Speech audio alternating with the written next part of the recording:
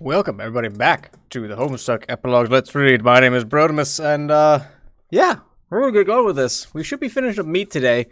Excuse me. Fucking hell. We should be finishing up meat today. Let's see who we got. Salsa! Hey, Salsa! What's up? How you doing? Glad you could make it. You like that? I think a couple people said... Oh, hang on, the thing changed. I need to fix that real quick. A couple people said that the last one was really bright, so I wanted to change it up because I want box. What do I want?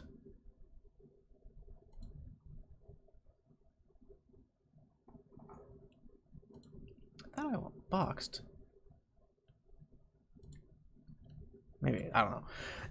Anyway, hello, RJ Fat Dog. Hey, Don. Glad y'all could make it. But yeah. A couple people said that the previous pre-stream was a little bright, so I was like, I'll change it. I'm gonna take inspiration from the old SNES games that started when I was playing, back in my day, when I first started playing games. I was like, you know what, that's pretty fun. Let's try and do something kind of like that. It's a little more PlayStation, I guess, than SNES, because I don't think any SNES games had a little rotating thing in the bottom right corner. It's a little more PS2 in that respect, but I don't know, I thought it was fun. And it's not nearly as bright now, this time. So, let's get into it, shall we? We're on Meat 39. Like I said, we should be getting to candy today, because there's only 44 meats, I think. God, why is it not changing? That's gonna really bug me. Hang on, I think I might know why it's not changing.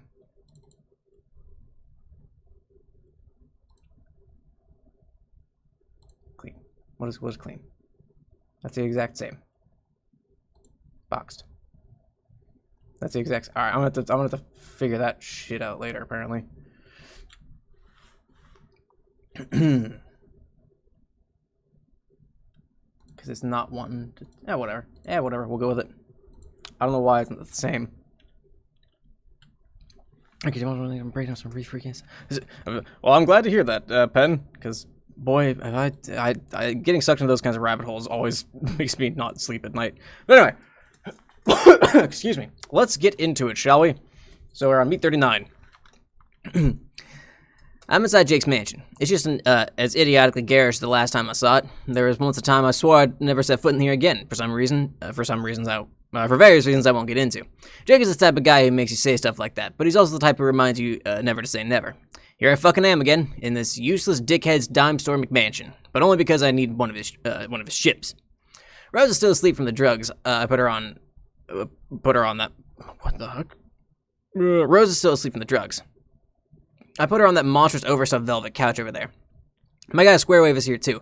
I need his help today because there's a lot of cargo to wrangle. He's wheeling something around on a hand truck. Something about the height of Rose, roughly rose-shaped and wrapped in a cloth. I know she's gonna love it the first time she sees it, but the only way she'll be able to do that is when she's awake and looking in a mirror.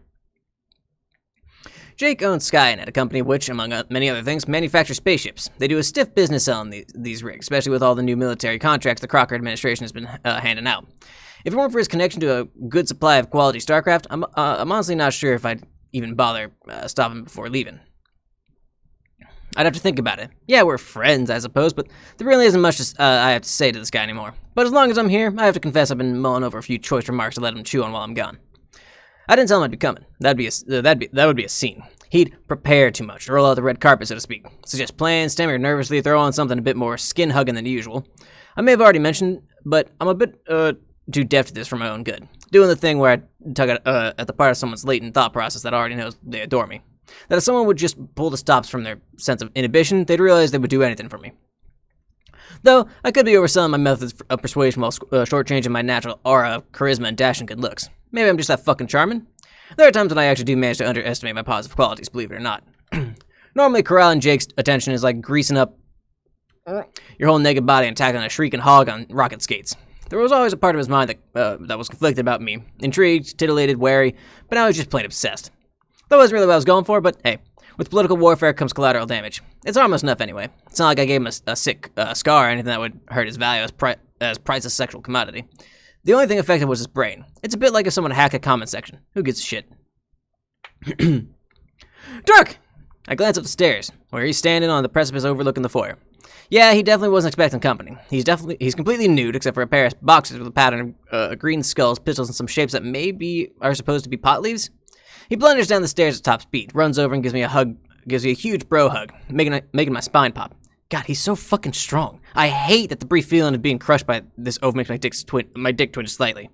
Twitch. Excuse me. Fucking hell. Hey, Jake. Well, isn't this a heap of shillelaghs and shamrocks? I had no idea you had plans to visit my humble abode. Just swing about the old manor, duché Inglés, as they say. Manor duché Inglés. Thank you, boy, for subscribing. I'm streaming. I'll catch the next stream. I promise. Oh well, that's fine, boy. I know you're busy, but thank you for subscribing. And hope you have a good, safe drive. That's 3 different fucking languages. So what brings you here, pal? I seem to recall the last time we were bumming about the Rumpus Cabana, you swore some sort of blood oath you'd never set foot in here again with one of your customary dramatic flourishes. Yeah, well, I meant it at the time. Let's just leave it at that.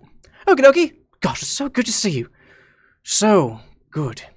He's gently stroking the side of my arm now, making no effort to disguise his interest in the contours of my muscles. I use that arm to put a hand on his shoulder in an affable way so that he's forced to stop. Listen, man, you got a spare spaceship lying around? We're going on a trip. I nod over in the direction of the couch. Jake's eyebrows shoot up. Oh, I didn't even notice Rose there. Wow, she looks really zonked. Bad hangover, I presume? Hold the phone. Wasn't she supposed to be off the sauce? Or is that not a thing anymore? It's not a hangover. She's just tired. Can you help us out? Of course, mate. I've got frickin' scads of the things lying around. Prototypes, top-secret experimental models, Galaxy-class ball-busters, dog-eared for the white shirts and the government. They pay some tighty coin for all this industrial military what's-do-you-know. I'm gritting my teeth, focusing on breathing steadily. Yeah, I don't know, dude, anything really. Something fast. Fast? We can do fast.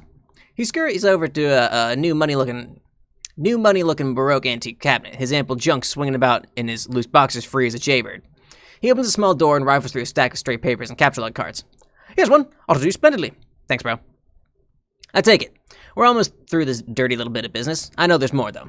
There always is with them. In fact, here it comes. I can smell it a mile away. I know exactly what he's about to say and the buoyant obliviousness with which he'll say it. So, where are we going? Where are we going? Yeah, I thought this misunderstanding might happen. My bad, man. I wasn't that clear up front.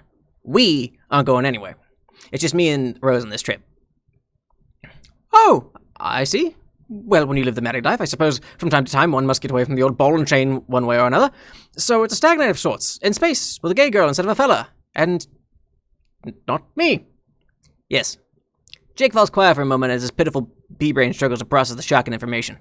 God, Zeus, well, say no more then. So, how long will you be away? Just can I know about all these shenanigans? Yes, we discussed it. She's okay with it. Whew, good to see there's no trouble in paradise. They've always had the most lovely marriage. On the other hand, you know how those dames can be. Ugh. He shakes his fist to demonstrate whatever bad point he's making. There are times, let me tell you, how I feel like I dodged a bullet by not jumping the matrimonial broom with Jane.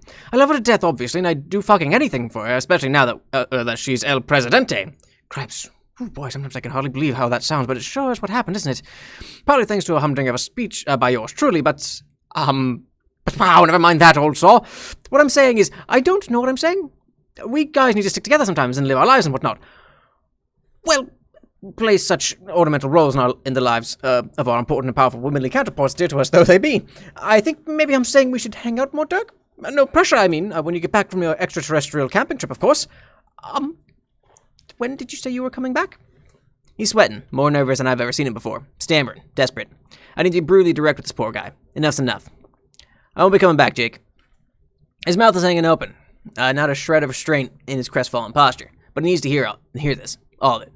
Like, wait, you aren't coming back, ever. Ever? Yeah, but I don't... Why, Dirk? The tears are starting to come. His composure is breaking. He's staring intently at me. Inherently? I can't fucking read. He's staring intently at my face, as if trying to drink in every precious moment of what he knows in his heart will be the last time we ever see each other. He takes in every drop of light reflecting from my beautiful face, the sculpted cheekbones, the warrior's eyebrows, the deadly serious, that exquisitely kissable mouth. This is the face he lives for now, a visage that, in mere minutes, will vanish from his life forever. The tears drop. His voice cracks. Please take me with you, Dirk. I can't do that, Jake. It's not within the parameters of the mission. But... What mission? I can't do this alone, Dirk. This life... Whatever's happening now, whatever's expected of me, I can't do it, not without you. You're gonna have to, man. Jane needs you now more than ever.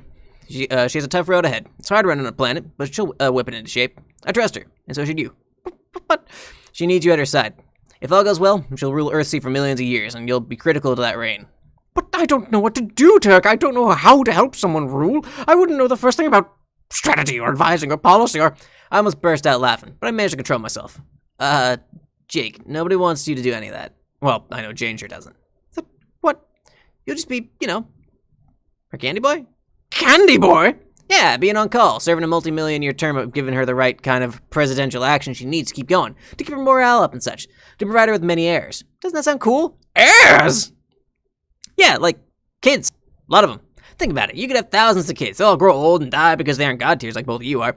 But you just keep having more. Sounds pretty badass to me, like getting to live through your entire future family tree, to watch your own endlessly branching dynasty flourish. I'm almost a little jealous.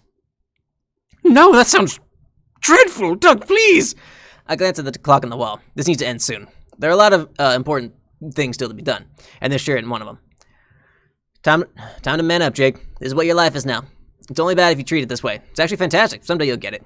No, Doug, I can't bear to let you go. You've meant so much to me my whole life. I probably did a bad job of showing you because I'm such a shitty, blubbering, fucking numbnut idiot.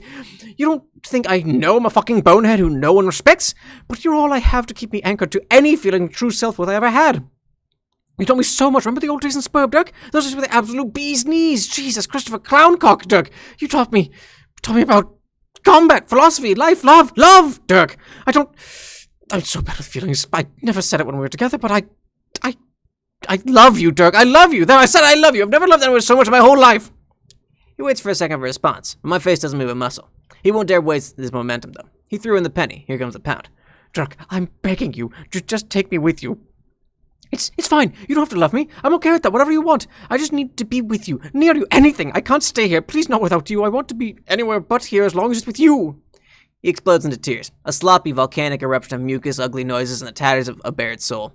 He begins slumping to the ground, but I grab his shoulders roughly and lift him up with a violent jerk. I look into his eyes furiously. My glare is incinerating. Excuse me, fuck. Oh, I slept like shit, so I'm tired. My glare is incinerating. It halts his infantile wailing like a cranky baby somewhere just got tossed in the vacuum of space. He's scared. No. Terrified. Of being left with no one who truly cares for him. Of the magnitude of his raw, perilously unearthed feelings. But most of all, right here, right now, he's terrified of me.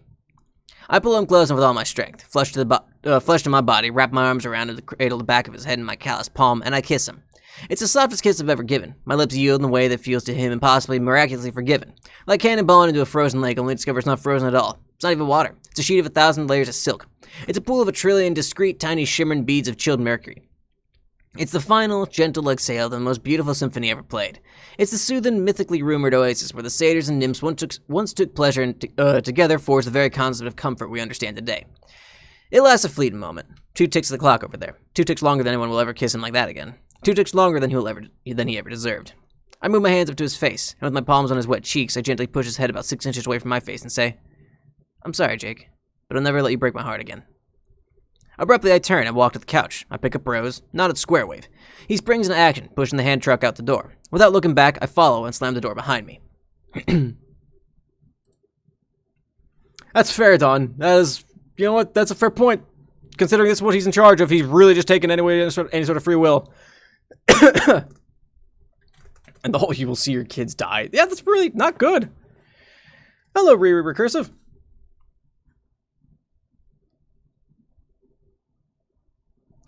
Ugh. Cool. Can't fucking wait for that. That sounds like a fucking dandy of a time.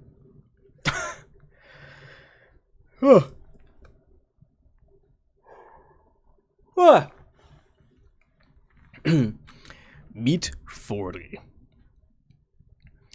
Can I marry him as single and ready to mingle? Alright, not really, but she's coping admirably with the sudden departure of her beloved spouse. She's doing her best not to think about it. That's how you get past something. Just put it out of your mind, train your thoughts on a hopeful future, and stop dwelling on the many little micro-failures in your past that'll add to a doomed marriage. She's looking directly ahead, chin up, taking firm, confident strides. The heels of her designer shoes click loudly on the hospital linoleum. She grips the antidote I left for her with both hands as she scans the hall for the for the room number she got from the front desk. She hears Roxy's voice before she sees the number and follows the sound. She enters the room. There's Jade, still as a corpse, propped up slightly in her bed as the adjacent heart monitor beeps gently. Roxy's sitting next to her in a chair, still looking every bit the slick and cool dude he's presented as these days. Nice. There's nobody else in the room. I guess he was talking to Jade? That's very kind, but she probably can't hear you, Roxy. She'll be able to, soon enough, though. And when she does, you'll probably want to be the one listening to what she has to say. Oh, hey. Hello. How is she? Sleeping. I don't know. Yes, I see. I brought this. What's that? Kanaya pops the cap off the EpiPen-style delivery mechanism for the antidote and jabs it into Jade's arm. Her hands twitch a bit, and her body begins to stir. Her mouth opens a crack and lets out a barely audible whimper. She opens her eyes quite wide suddenly. Her bright green irises dart around the room, trying to solve the riddle of her present location. Roxy peers intently through his shades to get a better look. They're Jade's same old eyes, playful, intelligent, but they seem different somehow. These are eyes I've seen so much more than they had the last time they were open. Jade! OMG, Jade, you're awake? How you feeling? Jade stares at Roxy. If she mistakes him for Dave, it isn't for long. She hears the beeping next to her, glances out the window. This is a hospital room.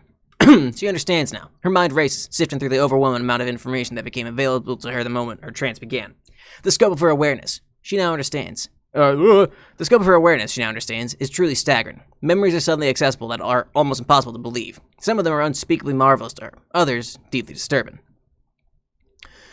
No, more than just disturbing. She lingers in the dark recesses of her consciousness.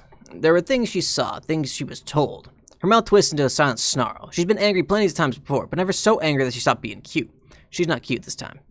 She starts breathing harder, belligerently pushing the air from her nostrils. The beeping doubles its pace. Her eyes are wild, no longer sizing up the room, but calculating the true extent of the turbulent rage coursing through her body. Her brow creases sharply, and her nose wrinkles as her upper lip rises and quivers. And then it hits her. She knows exactly why she's feeling this way. She bolts upright from her bed and shouts, "Excuse me. Duke Strider has to be stopped!" Very, not for a second there. Hey, Pan, what's up?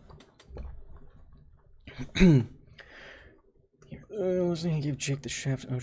Well, that's the thing. Fucking Hussie hates Jake for some reason. I don't know. It's kind of idiotic, too, because it's like, dude, you're the writer. You could make him not suck. Dude. Also, what's up, Pan? How you doing? She's right, of course. I do have to be stopped. Not because I'm really that bad. I mean, I don't think I am. I'll understand if there are those who disagree. If my agenda was to try as hard as I could to make sure no one thought I sucked, what the fuck would I ever get done? How would I go about taming this world, or shaping reality for the better? And if I didn't bother pursuing those goals, and thereby tacitly accepting the untold suffering that resulted from my inaction, wouldn't that make me a bad person? If I try and succeed, I'm a hero, right? And if I try and fail, at least I made things interesting on my way to the grave. There'd be a tragic nobility in that, and the way I see it, settling for anything less from my arc would be, frankly, pathetic. So yeah, of course I know I have to be stopped. It's part of the contract. What you sign up for when you assume the burdens of this sort of power. Where there is that which must be subdued and suborned for the greater good, there is that which will instinctively resist. That which intuits that whatever's going on here is wrong. Otherwise, intervention wouldn't even be necessary, would it? If reality and those within it were already so intrinsically pliable, so amenable to deviating from their own nature, the men and faults of God would have no rigidity or resilience. There'd be no challenge in forcing their correction, no reward in ramming salvation down their throats. I know this isn't coming cheap, what I'm trying to do. The cost of it is knowing I need to be stopped. I accept it consciously, and when the time comes, if it comes, I'll offer myself up gladly. But I'm not a fool. I know what accepting this cost really means, through any objective narrative faculty. No matter how I rationalize things, how grandly I orate my supreme designs, or how indulgent and self-obsessed my concluding soliloquy may come across, I'm perfectly aware of what I've become in all practical ways. I am the villain now. It's gotten impossible for me to see this result as anything but inevitable, from the day I was spawned from a puddle of slime. I want to be a good person. I believe I am a good person. But when you're someone like me, good is never going to be quite good enough. The problem is, I think power like mine can only make antagonistic intent unavoidable. Who could wield such control over Who could wield such control? Fucking hell, I can't fucking read. I can't fucking read. Who could wield such control over people's choices in the course of events without ultimately becoming the enemy of anyone who notices? Maybe only a stronger person that I could manage to pull it off. Someone like Dave. So when I say I know I need to be stopped, I guess it's more than just accepting my end of a diabolical bargain. I know I need to be stopped because I'm sure deep down, somewhere inside my infinitely recursive sense of self, I know what's going on here is all just just a little bit sick. To be honest, I'd consider killing myself and sparing reality all the trauma from the jump. I mean, a legit suicide, not one of those melodramatic faux suicidal plays for attention, sympathy, or Jake's dick. But to really do it for keeps, for a truly selfless purpose? Nah, too cowardly for that. Too afraid to stop existing for good. Wouldn't you be if you were me? I guess therein lies the problem. If I weren't me, obviously I'd consider myself much less indispensable. Only worthless people permit themselves the great luxury of a valorous sacrifice. When the deed is done, what was really lost? It's like the guy in the mailroom quitting in a self-righteous huff. Who the fuck were you again?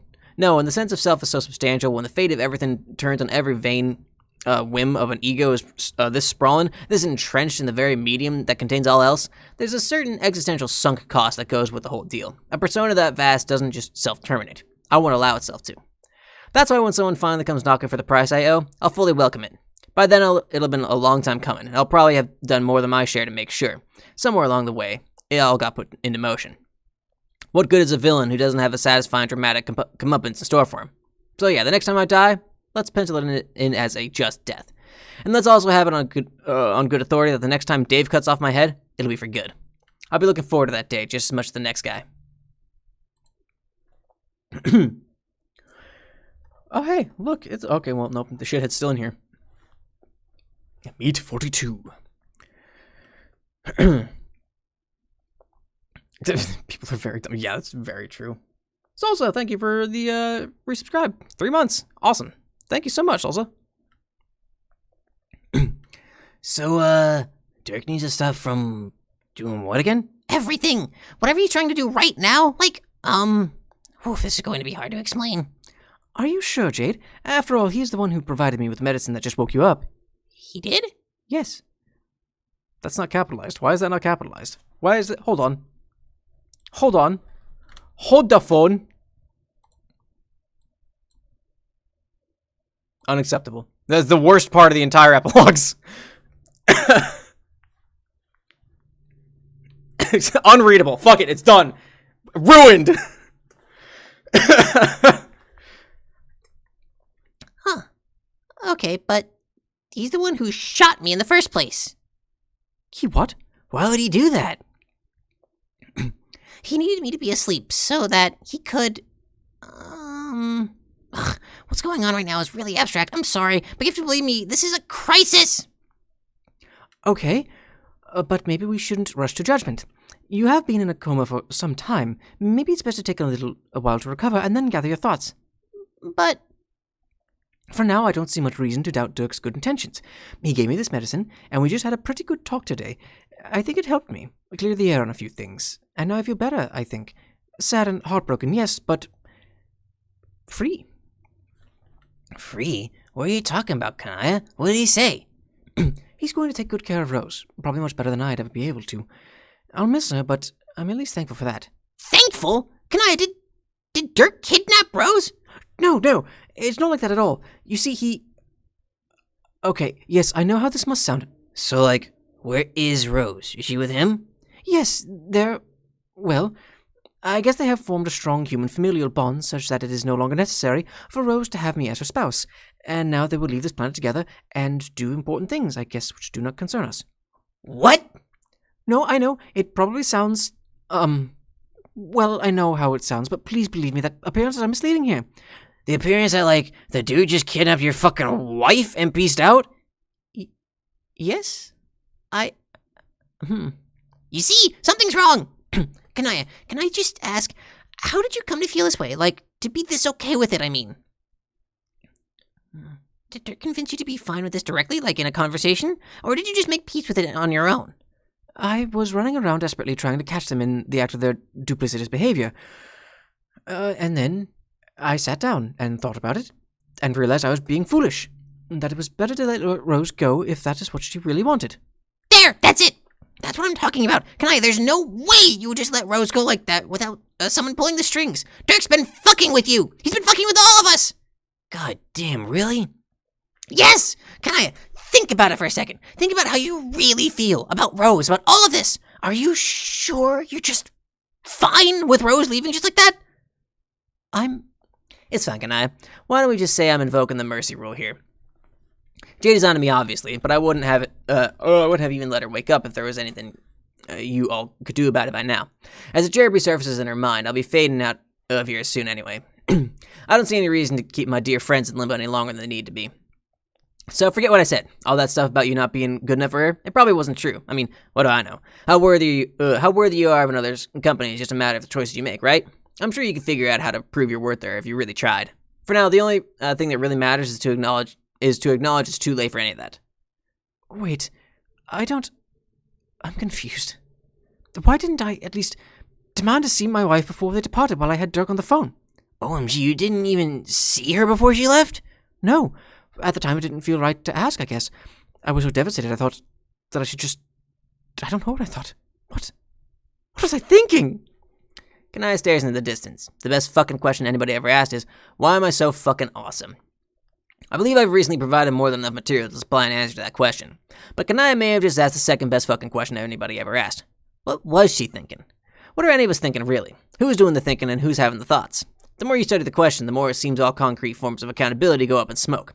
Her original thoughts were never that important, and the significance of the idea that she was the one authoring them was always a bit overrated. My mission is to someday clear this all up for everyone. Remove the ambiguity. Suck the mud out of the water. It'll be a lot better that way, trust me. Have I lost my fucking mind? She's really pissed. Yikes, couldn't pay me to be in that room right now. Not for all the agency in the world. What has Dirk done to my wife? Whoa, what do you mean there? He did something to her. He has corrupted her in some way. I know Rose. I love Rose. She would never do something like this to me. She wouldn't do it to anyone, not unless she was under duress in some way. It's Dirk. It's always been Dirk. He is behind this. I'll get him for this. I swear that I shall make him pay dearly for stealing my beloved wife. Jade! She used both hands to grab Jade by the hospital gown and start shaking her vigorously, but she's unlikely to get answers from her that way. If anything, she'll cause her to go silent a lot more quickly than she was about to anyway. She's just resting the spirit from her slumber. Tell me everything you know. Why does Dirk have to be stopped? What does that mean? How did you learn of all this? Tell me your secrets, damn it! Can I, please stop shaking me! I'm sorry. When I was asleep, I saw things, and was visited in my dreams by, the old muse who once helped us, Callie's ghost double, and...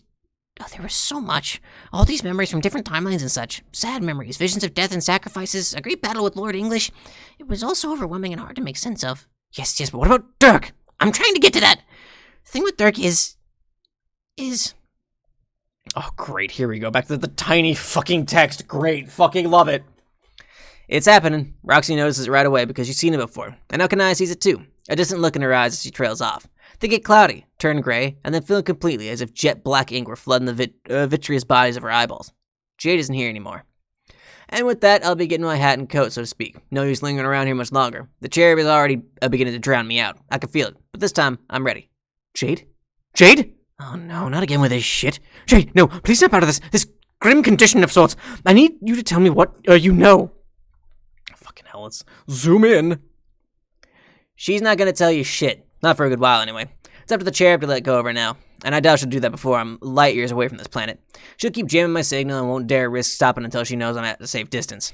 Kind of a catch-22, right, Kanaya? The one who's protecting you from all of my influence is also blocking from getting any answers. Not that you'd even know what to do with them. They will know what to do when they are ready.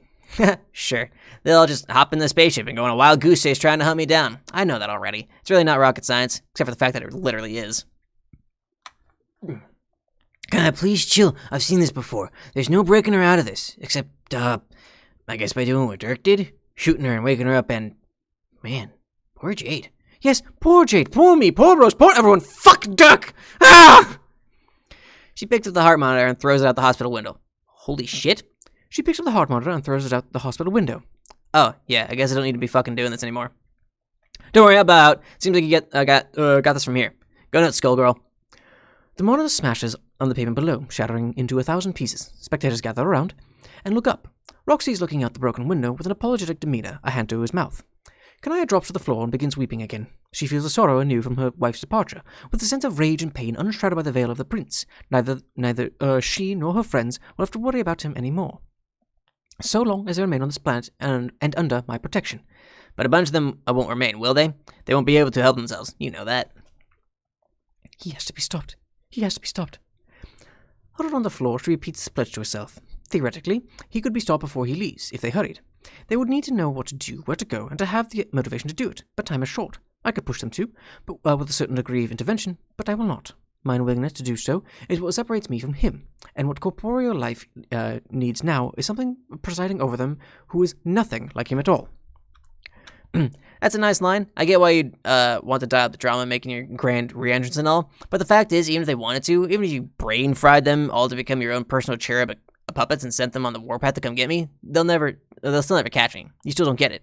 I'm already gone. Okay, we're almost done with this.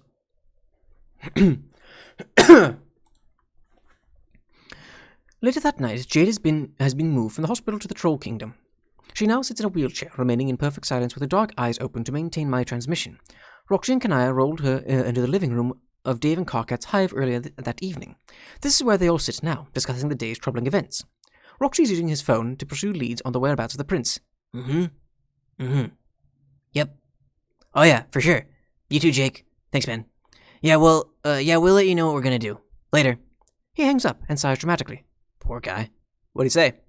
A lot of it was hard to make out due to all the sobbing, but yeah, it's like we thought. Dirk borrowed one of his ships and got the fuck out. But did he say where? Nope. Doubt he told anybody, to be honest. In fact, I'd say odds are even he doesn't quite know where he's going yet. Why do you think that? I don't know, I just know the guy. Also, like, was he even out there? Dude's got his ship and now he's hauling ass randomly about with Rose too. I don't know. Prove some sort of point? What about Jane? We aren't calling Jane. Why not? Because I wouldn't believe a single word that comes out of her fat fascist mouth. That's stupid. I'm calling her. I dislike the woman as well, but I will not. I will leave no possibility unexhausted in striving to rescue my wife from that madman. She takes Roxy's phone and presses Jane's number in the contact list. She moves to the far side of the room to speak while the others continue conversing.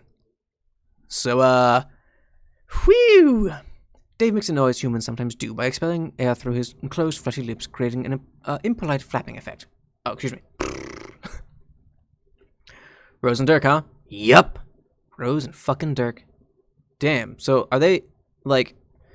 Man, I'm never gonna hear the end of it, but I'm the one to ask this question. If I'm the one to ask the question, am I? I've had too many fucking goofy, dumbass, foot-and-mouth family blunders to be the guy asking this fucking question. And here I am, asking it. What are you talking about? You know, are they, like, together? What?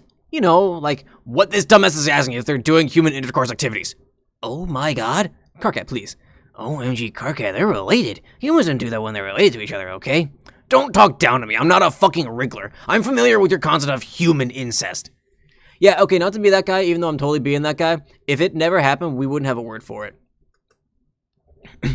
I really don't think... I mean, they wouldn't.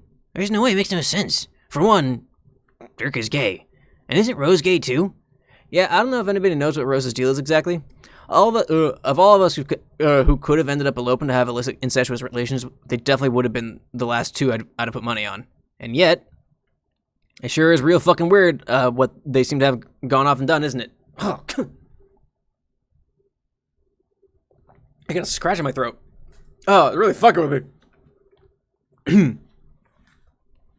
Ugh, don't even say that. Just thinking about it makes my skin crawl. You guys are so fucking weird about this. Like, seriously, that's the issue here? The shithead went and stole Kanaya's mate spread, apparently by mystically underhanded means. There's practically no limit to the dimensions we could be getting angry about this on. But here we are instead, doing this pointless thing you people always do when it comes to incest. Us people? I know, I'm a fucking xenophobe. Let's just all agree I'm a big shitty xenophobe about this and move on. Jesus fucking Christ. Hey, Kanaya, how's that phone call going? Jane's chief of staff has put me on hold. It seems my solicitation does not register as a priority in this administration. I cannot say I am surprised. Tell her to register my heaving bulge as a priority. I will not tell her that.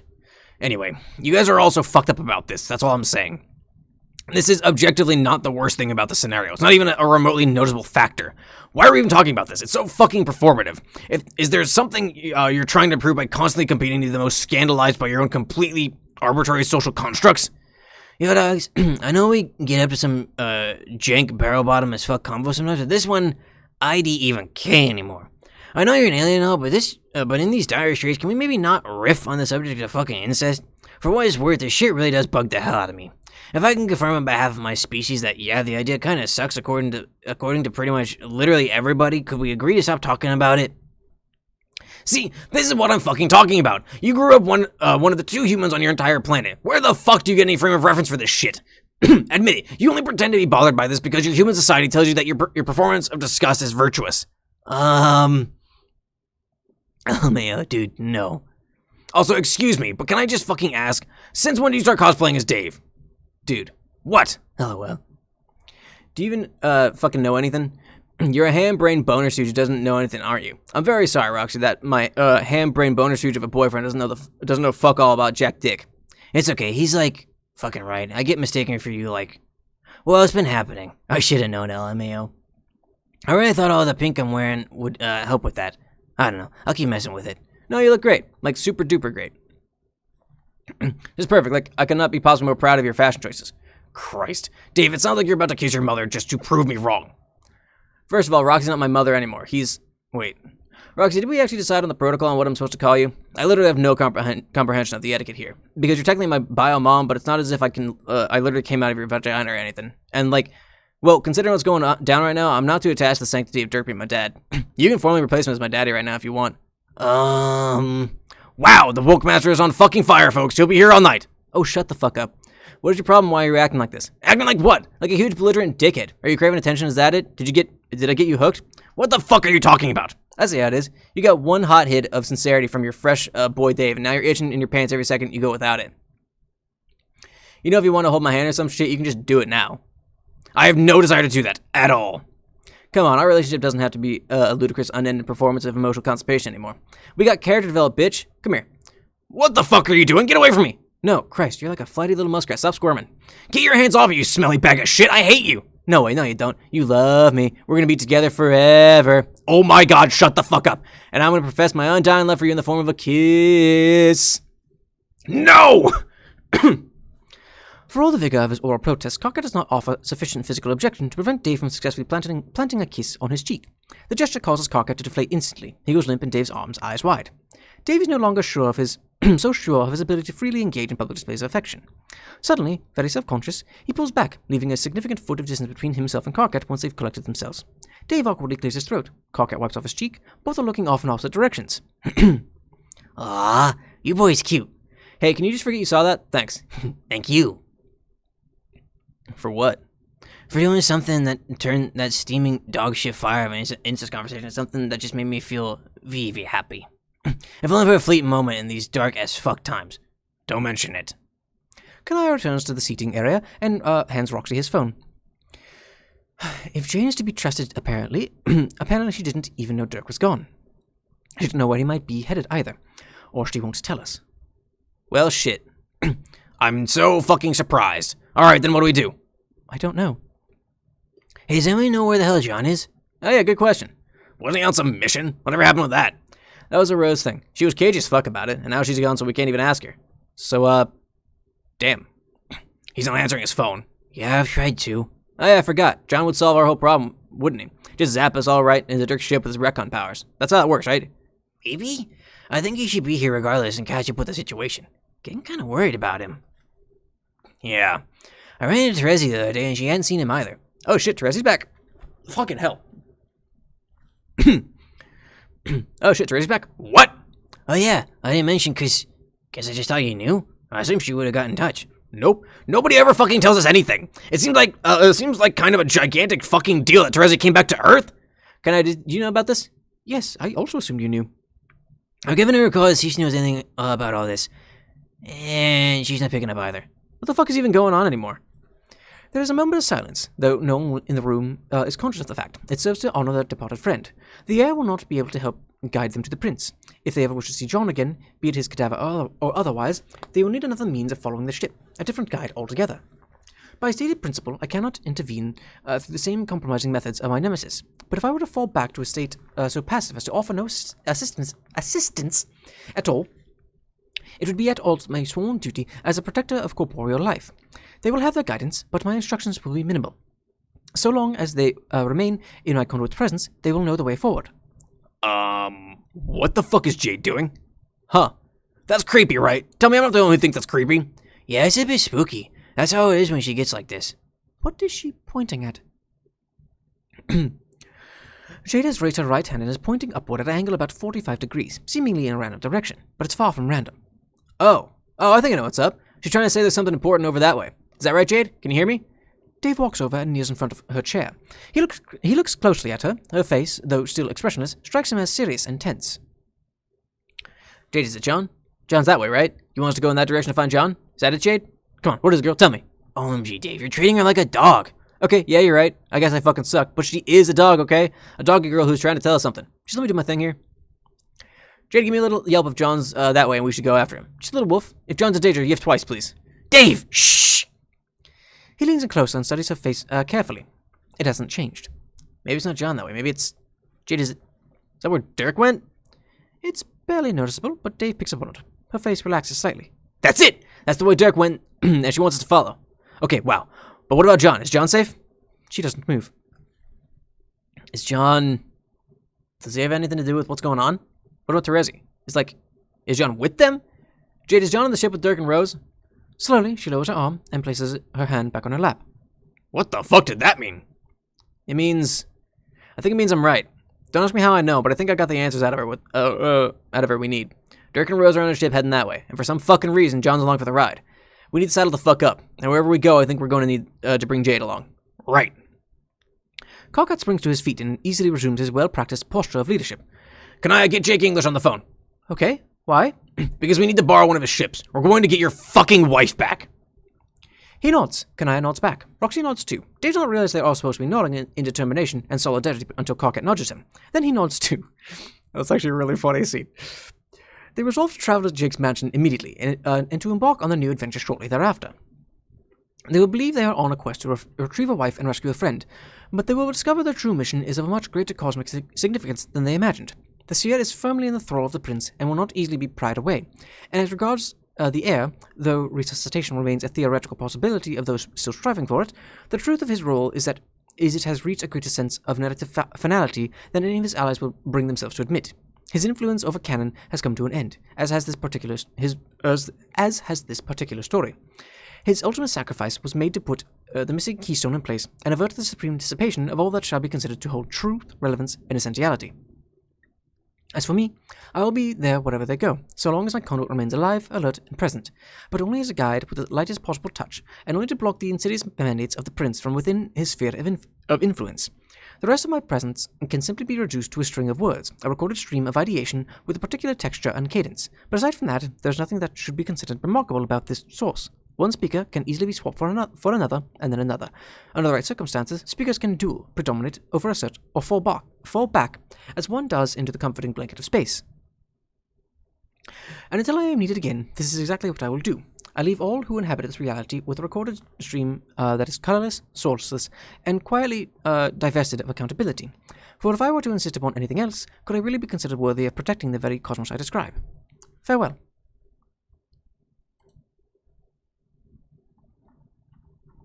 Oh, okay. It's postscript, huh? Okay, cool. Elsewhere below the horizon, excuse me, the distant sounds of war travel above the canopy of a forest. The artillery fire fades to a series of muted knocks and thuds as the sound waves cross beyond a thinning patch of the forest and arrive in a clearing of grass and shrubbery. Above, the sky is dramatic, colorful, menacing. The way it looks when a storm is coming. The clouds are wild, whipped into a sort of spatial frenzy, as if they know what's imminent is no earthly phenomena. Aradia stands in the field, her mouth gaping wide, but not at the sky. It's unusual she isn't grinning, and she slowly corrects this. She smiles brightly at the girl crouching on the ground 10 paces before her. Aradia's never seen anything like what she just saw this girl do. Jade was 16 years old when she showed up, and she doesn't look a day older now, though many hundreds of days have passed. There's a hole piercing the space symbol on her shirt, but no sign of whatever it was that made it. Her legs are covered by the same striped tights as usual, but her feet are shoeless. Her knees are pressed into the mud of the field, and her hands braced against the ground to support her hunched figure. She's covered in blood almost from head to toe. Fresh blood and viscera surround her in an uneven ring on the field. It soaks her clothes, coats her skin, still gleaming and wet, running slowly down her limbs and face, dripping from her mouth, glasses, and the tip of her nose. Her hair is matted, savage-looking, filthy. She looks up behind the rim of her glasses. Her wide eyes are solid black. Her lips are parted, revealing her canine fangs. The meat she's chewing is stubborn, raw, full of gristle, almost supernaturally tough, but she is a determined beast of prey. She swallows once, hard. The last bit of her meal slides down her throat. The deed is finished. She stands up and closes her eyes. An aura of darkness gathers around her. The blood begins to dissolve as if being absorbed into her skin. She makes 2 fists, plants her feet firmly, and releases an otherworldly howl. A shockwave emanates from her body, knocking Aradia down. It rushes outward, blowing the surrounding trees back as if they're weathering hurricane-force winds. In a moment, calm is restored. She opens her perfectly black eyes again. Aradia staggers back to her feet and brushes herself off. I take it everything went as you hoped? Jade looks down at her hands as if they belong to an alien. She can feel it now. Abilities have been awakened inside her that no being has ever commanded before. She raises her hands and looks up to the sky. Above her, an immense vortex opens. It swirls many miles upward into blackness, and lightning crackles within. Jade does nothing for a while. She seems to simply study the construct she summoned, this great occult trumpet beckoning her into its abyss. Her face is expressionless. Her glasses flash white as they reflect the lightning that arcs sporadically inside the wormhole. Well, are you going in? Wasn't that the idea, or did I not? Jade silently holds up a hand, as if telling her to wait. Aradia closes her mouth, looking embarrassed. Nearby, a red haze gathers in the air. It condenses into concentric rings and spheres of ruby light. The luminous shape of a man fades into the center of the special effect. When the light subsides, Aradia notices the man inside is made of polished metal. She recognizes the gear symbol on his chest, identical to her own. She also recognizes the sunglasses the robot is wearing. She knows who this is. Dave? Sup? He doesn't look in Aradia's direction. His eyes, glowing bright enough to be visible behind his shades, are fixed on Jade. He looks her up and down. She's still so young. He knew this Jade many years ago, but by this point, their paths have diverged in ways that he couldn't begin to describe even if he wanted to. So we doing this? Jade says nothing, and looks up into the wormhole again. She begins to levitate, gradually picking up speed. Without looking back, she rockets into the vortex, vanishing into the darkness. Dave turns to Aradia. How about you? Want to come along? I guess so. I'm really not sure what's going on here. To be honest, the plan wasn't discussed much. That's what we're doing now, discussing the plan. What about your boy, Eye Patches? Oh, Solix is in one of his moods. This was all getting to be a bit much for him. If I go, I'll probably just cut him loose. Good move. His gaze remains fixed on her. She blinks and looks away, unsure of what to say next. He's standing perfectly still, presumably waiting for her to say something. She met him, what was it, once? Twice before? She can't remember. But she knows this is a very different Dave. Aside from the metal skin, he seems implacably confident. But then, people go through changes. She's been through more than her share. She cocks an eyebrow, recalling her own stint with a metal body. Hey, Earth to what's-your-face? Oh, it's Aradia. I know. So that's a yes then? What? You're coming. Better decide quick. I doubt the dang funk and help funnel is staying open for much longer. Yes, I suppose so. That's where all the action is, right? All the action that matters, yeah. Off we go then. Word. He holds out his hand. She looks around and assumes he means for her to take it. So she does. She didn't know someone could fly this fast. He nearly yanks her arm out of its socket. She considers reminding him that maybe this isn't necessary since she can fly too, but she doesn't want to risk saying more embarrassing stuff around this outrageously cool dude. Besides, they're through the wormhole before she can even finish the thought. It vanishes the moment they've crossed. The hole leaves behind an absence of the sky so calm that continuing to call it a sky wouldn't seem to do it justice. It's a perfectly neutral expanse into which anything one can imagine might be summoned. And for a while, anything was. But not anymore. Where the hole gaped just moments ago, there now exists an imaginary line. Above this line resides all that matters. Below exists all else. Never again the twain shall meet. Yeah. Hey boy, glad you make it back. Yeah, it's not good. It's still bad. Oh gosh, dang it. All right, well, so I guess what? I can just jump to candy /1, right? Boom, here we go. No use trying to fucking navigate. All right, so again, let's take a couple of minutes and unpack everything that just happened. Because it's a lot of bullshit, as far as I'm concerned. I haven't really paying much attention because I wanted to just get fucking through it. Yeah. So I get the whole thing now with like Dirk straight up claiming like, "Yep, I'm the villain now. I'm in it."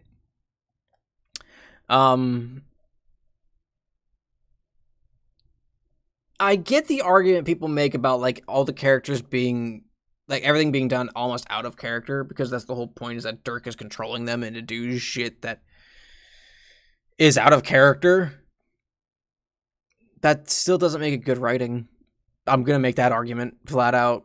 Like, that still doesn't mean it's great. And it's also just lazy at that point. Like, oh, well, no, it's the same thing. It's the same thing that people do with the fucking, hey, you'll day. Yeah, you made it just in time. Oh, we're almost halfway through the stream. Look at that, perfect.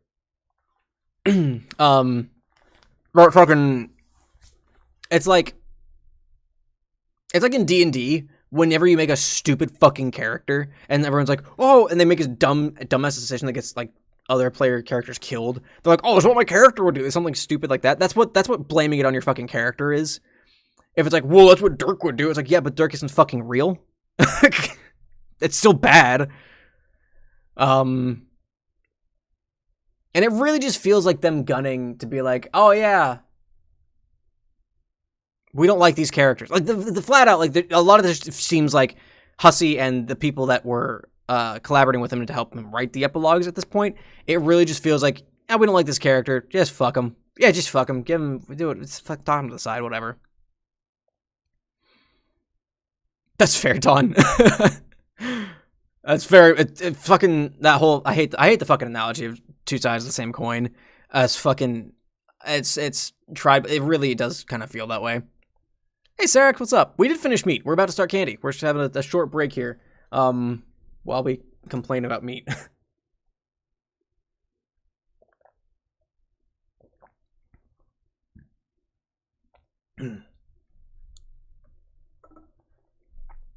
Where's all the homes again? It kind of does, boy. Like they just were like, we're gonna just scrap that. Let's just start anew. And it's like basically having a new fucking character, basically. It doesn't feel like the fucking... It doesn't feel like the characters from Homestuck anymore.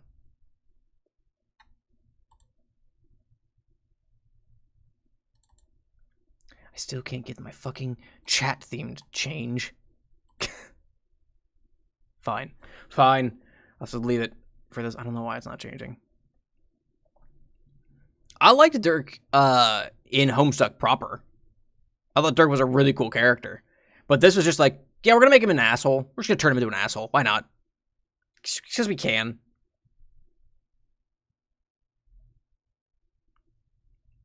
It's only better. How much? I actually don't know anything about candy. I knew of a few things from meat.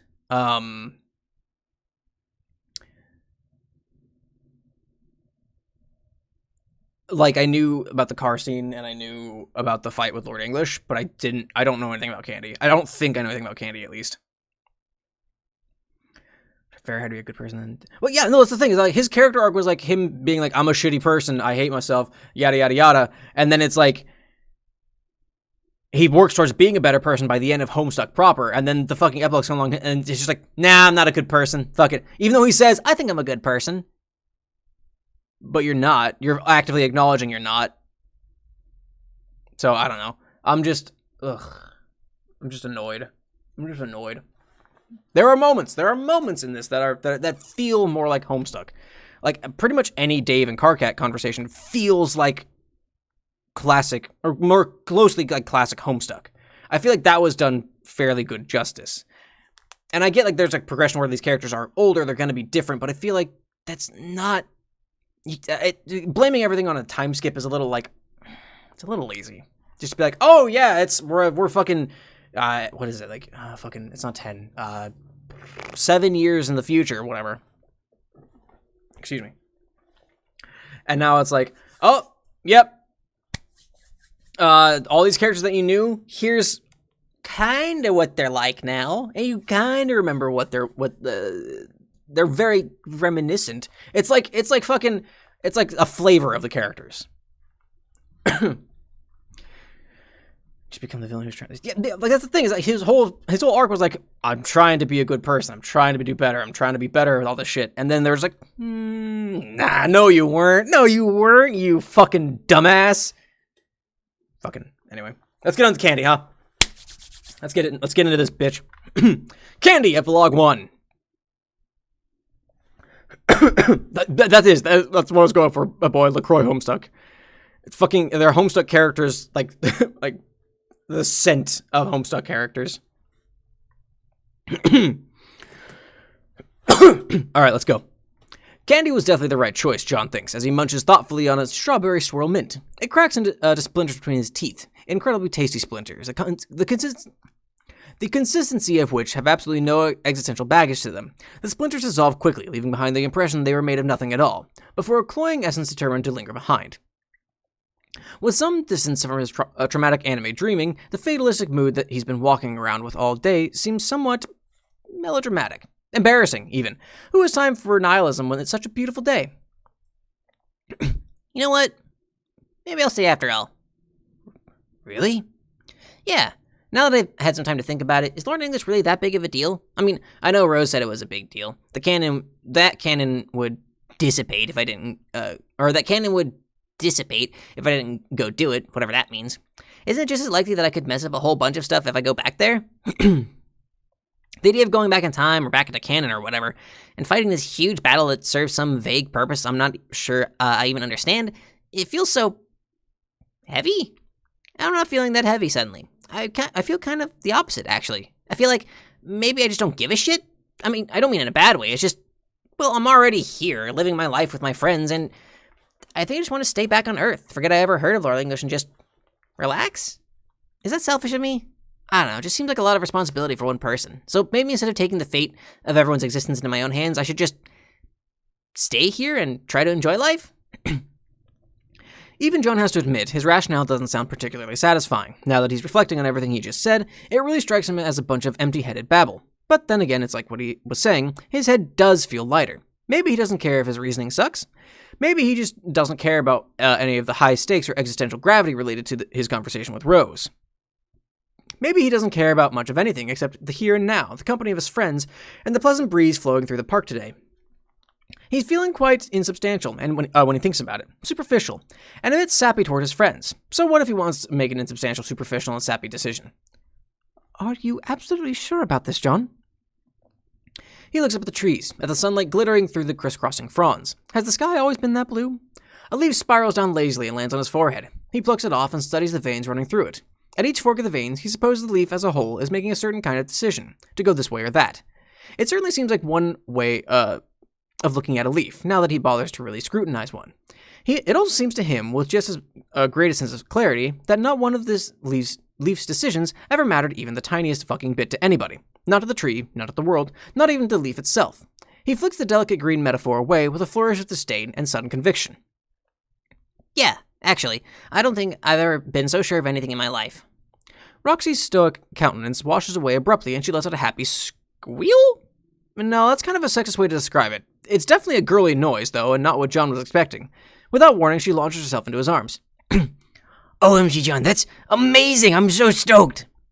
She buries her nose in the crook of his neck and starts crying. Huh? She's definitely sniffing a little, and his skin feels wet against hers. John makes incidental eye contact with Calliope when he raises his arms to wrap them around Roxy's back. He's startled for a moment, but Callie's just looking at him with that big, serene smile on her skull. So, okay, this isn't weird or anything, this super intimate physical interaction he's having with her maybe girlfriend right in front of her. It's just that Roxy's been so distant for years, and now John has no idea where the boundaries are drawn. He grins and hugs her back just as hard as she's hugging him. Maybe his friendships aren't as damaged as he'd worried. Maybe it's like his friends were actually family this whole time, and they were just waiting for him to pick up the phone or to come along and hug them. Roxy pulls back and claps excitedly. This is gonna be so effing awesome! Yes, I think that you've made an excellent choice, John. I can already feel the aura of equivocation that's been hanging over all of us these years fading. Equivocation? Oh, sorry. What I mean is that I think we've all had a hard time moving on from what we experienced in our old universes. And now we finally can put the ugliness behind us. Oh, John, this is amazing. I have such big plans for you. Plans? Stop asking so many questions, dummy. It's gonna be great. It will be more than great. But first, there's one last thing you must do with your retcon powers. Someone that you need to help. Someone that only you can help. Calliope leans in close. The angle of the sun makes it so that she dips into shadow. The sharp recesses of her skeletal face turn those shadows black. For a moment, her voice sounds the way wind does when it howls through a narrow chasm. You must free the bard from his prison. Did he hear her right? He can't imagine she could possibly mean Gamzee. Calliope puts her hands together and pulls back, smiling sweetly. Her voice is sugar sweet again. Let poor Gamzee out of the fridge, John. The time has come. Poor Gamzee? He's surely learned his lesson by now. If we are to turn over a new page in the story, we should turn that page for everyone. Gamzee must begin seeking redemption immediately. He has suffered enough. Has he, though? Oh my, yes, absolutely. Are you sure? Of course. John glances at Roxy, seeking support. She smiles at him benignly, apparently having no opinion whatsoever on this topic. Sure, okay. He can't help but make it disgust the face at the thought of it, but he shrugs. Why the hell not? He's feeling lighter, remember? If it's time to let go of his long-held worries and hang-ups, then so too it may be time to let loose a long-suffering clown. If this is to be the age of redemption, then let it begin, he decides. Not with a bang, but a honk. So Gamzee comes back, huh? Cool. John zaps back to the quietest point in the fridge's impressively storied timeline that he can pinpoint, which is on the land of tombs in Krypton. T-minus about half an hour before his final battle against every dude they all fought. They all had to fight to get the hell out of Dodge. As the name of the land would imply, the planet's surface is covered in tombs, each an ancient skyscraper piercing the brilliant gaseous thunderclouds above. But there's only one tomb he's come for, a simple household refrigerator, just like the one he grew up with. He pops into cannon at one end of a rooftop, up so high that the chemical storm coursing through the atmosphere sets his hair on edge. At the other end of the roof are Dirk and Dave, doing something he never thought he'd see. They're hugging. Not just regular non-committal hugging, they're emphatically hugging the shit out of each other. Dave's face is buried in Dirk's side, and Dirk's got both arms around him in a way that looks like he's never actually hugged another human being before. Sensing that this is probably something he shouldn't be seeing, he tiptoes towards Gamzee's would-be sarcophagus as carefully and quietly as he can, and places his hands just above the thick aluminum hull.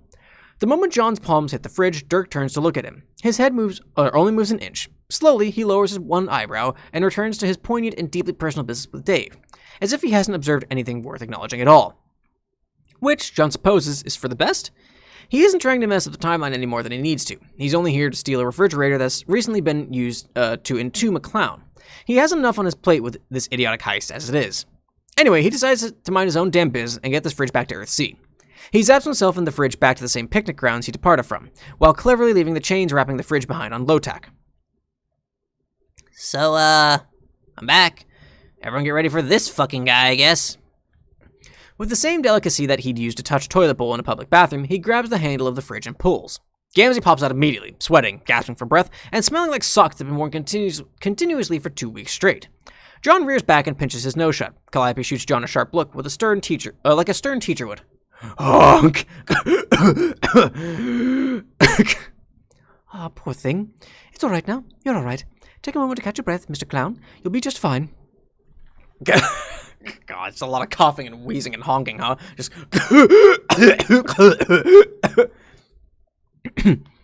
Oh dear, what is it, sir? Tell us what pains you. Let it all out, friend. We are here for you.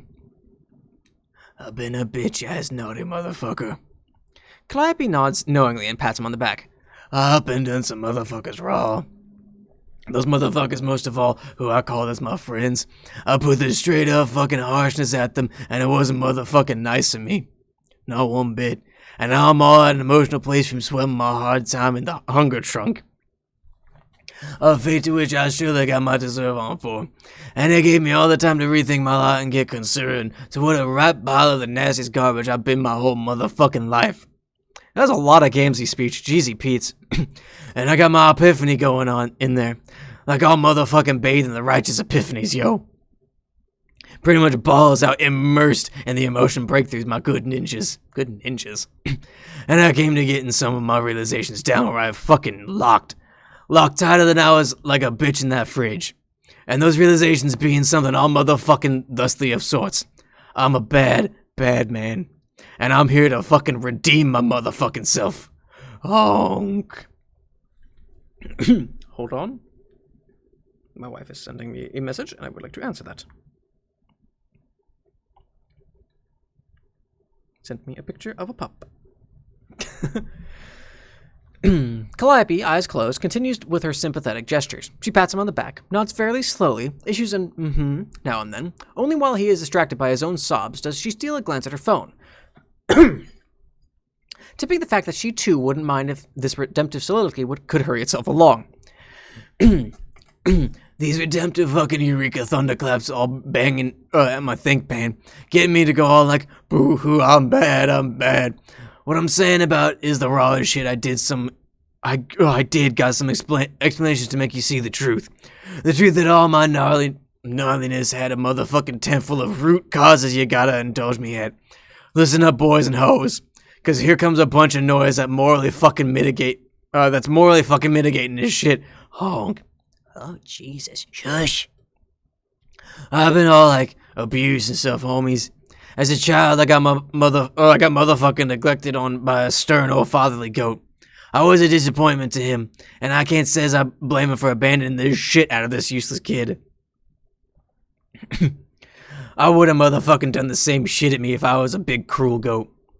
So that explains like pretty sure most of my crimes in a way that makes a motherfucker want to take his forgiveness out for a fucking spin. There's other reasons to consider, like shit that makes this redemption arc fucking tight like an uncracked elixir. Like, how's my purple blood meant I got the culture pressures put on me to be a salty damn jester for life? What about the hand that Messiah's dealt me, my bitches? A motherfucker's gonna envy that like a wicked cod rash. So how can a full and truly... Fucking hell. Alright. Alright, man. So how can I fully and truly fucking get blamed on for when it comes to a little bit of subjugation I got culturally hornswoggled up to doing, and also tragically got a goat abused, which needs to make you shed a tear for this motherfucker, lest you want to be as atrocious as me. And such is why I'm grabbing hold of my repentance as firm and serious as I would a horse titty. Okay. My redemption arc is truly the dankness. I mean it hard, and I'm going sincere at it like one sad and sorry bad boy motherfucker. From this day forward, I plan to get my pledge on to be a changed clown. Truly a new-ass motherfucker, thanks to my new friends. Bravo! Fuck yes. Well, that's the thing. Gamzee never died, so fucking, of course he's gonna show back up at some point. While John's two friends are busy hugging it out with arguably the worst person he has ever met in his life, he tiptoes a few yards away from the group and slips his phone out of his pocket. There's only one person in the universe who can truly understand what John's going through right now. Hey, Trezzy, you around? What do you want? You wouldn't believe what's happening just behind me right now. I probably would. No, you wouldn't. No, you won't. Check it out. John discreetly holds his phone over his shoulder and takes a snapshot of Gamzee sobbing in Calliope's arms. Roxy is beside them, nodding along solemnly. Holy shit! I know, right? Is he crying like a little wriggler?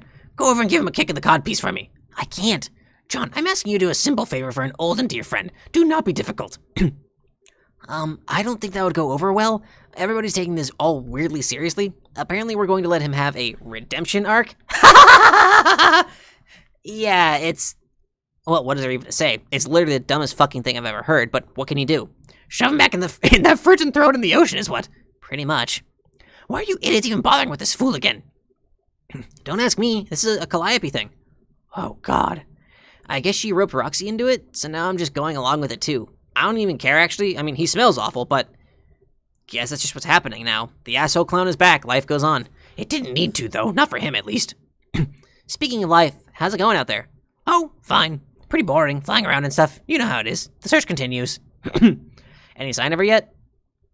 You've been gone, like... a really long time, you know. I'm sure you see it that way. From my point of view, it's a little different. Anyway, no turning back now. Yeah, I know. Everybody misses you, though.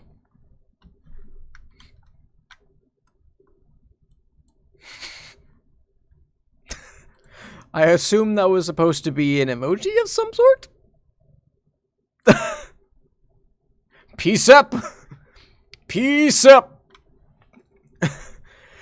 Probably even... Gamzee. Ugh, well that settles it. I must never return. Sorry, Egbert. Haha, I never should have told you about this shitty redemption arc. I blew it. Yep! Anyway, gotta go. Next time we speak, you owe me a report of exactly one punch in the clown dick. Bye, dork. Smile. Peace up! Smiling, he pockets his phone and heads back to the Gamzee pity party. Gamzee's sobbing so performatively that many Carpathian civilians have stopped to watch. By the looks on their faces, not a single one of them has ever been exposed to such clown grief. Pulled away from Calliope's embrace, he's now addressing the gathering crowd about the importance of genuine repentance. Calliope comes to stand with John, her hands folded behind her back and her expression peaceful. Thank you for this, John. You're welcome? Something feels different, but he can't put his finger on it. Yes, something feels very different. Dirk's hands begin to shake, so violently that he drops his screwdriver into the chassis of the BattleBot he's working on. It clings around for a bit, landing somewhere that will doubtlessly be very inconvenient to retrieve. It doesn't matter. There's no more time for rap battles or politics, or wacky hijinks of an adventurer's nature. There's no time left for anything. Moisture beating at his temples, Dirk staggers away from his workbench and braces himself against the wall. His knees are weak, arms spaghetti. Head spinning, palms so sweaty that the concrete feels smooth under them. He nearly drops his phone while attempting to dramatically auto-dial Jane's number through the haze of his trembling, sudorific stupor. Hey, Jane, bad news. Cancel everything. Excuse me, what? All plans, cancel them. It's over. What's over, Dirk? I told you, everything, because we're canceling it. Dirk, are you quite okay? Yeah, I'm cool. You sound terrible. It's unlike you to call quits on a caper like this without offering a lengthy diatribe on it. Oh, yeah, I forgot to mention. Lengthy diatribes are over too. They're canceled. Jane gasps loudly, without a hint of irony. I don't understand. Don't worry about it. Just do what I say. He hangs up on her and brings up his contacts so that he can text Jake and cancel all their televised fights for the foreseeable forever. He then blocks Jake's number because it's not worth explaining to Jane. It's definitely not, or if it's not worth explaining to Jane, it's definitely not worth explaining to Jake. Then again, nothing is ever really worth explaining to Jake. Jake's number is barely even worth storing on his phone, if Dirk is being perfectly honest. Through the workshop window, Dirk can see the sun touching the horizon. Ah, exquisite. He takes a moment to appreciate the sublime synthesis of the atmosphere and the existential crisis he is currently experiencing. The sun is setting both physically and metaphorically right now.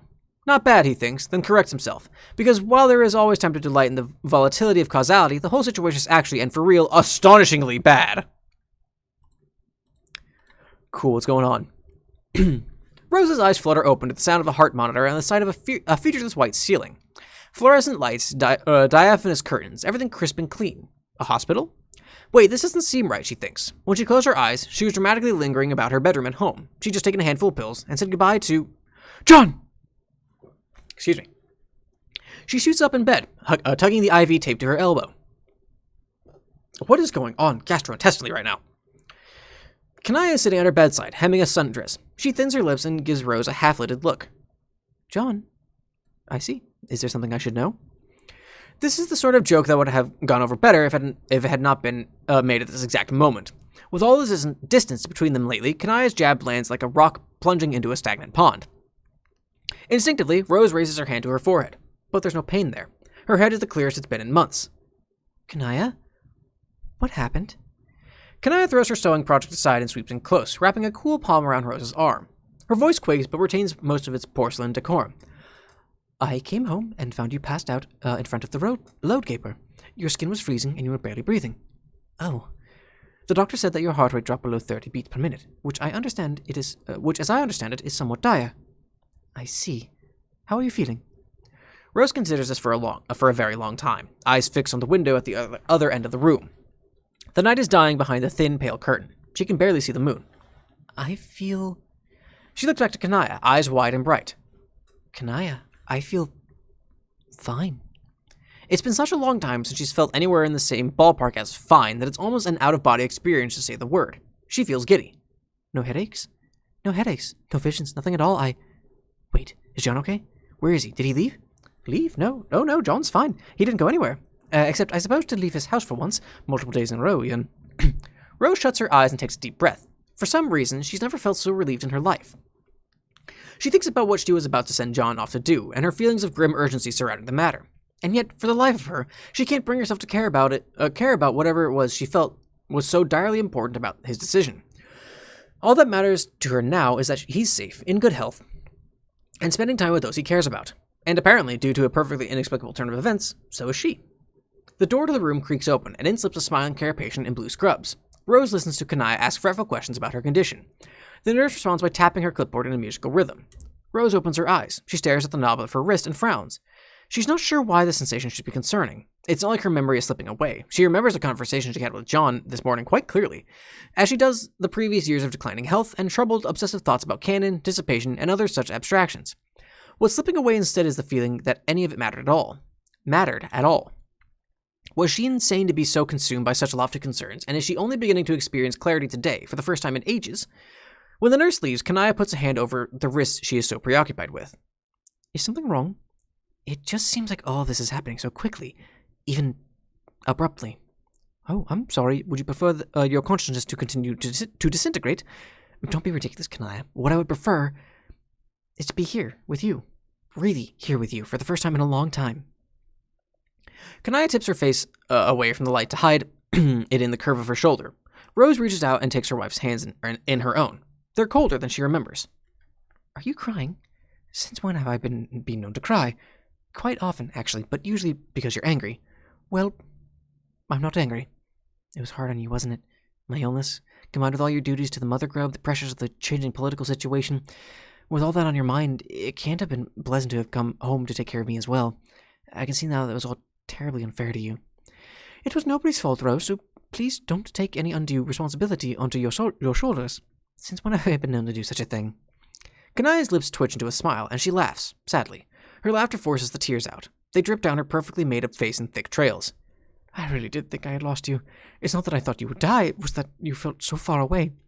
What you were going through was something that I could not possibly understand, no matter how patient I was or how deeply I loved you. There was a feeling I couldn't shake that something terrible was going to happen to us. Something that neither of us could stop, a powerful outside force that would take you away from me, and I couldn't stop myself from thinking that maybe that would be for the best. Kanaya, I can see now that this is completely ridiculous.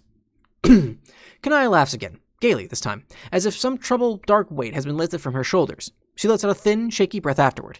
It's like the noise fills the room back up with oxygen.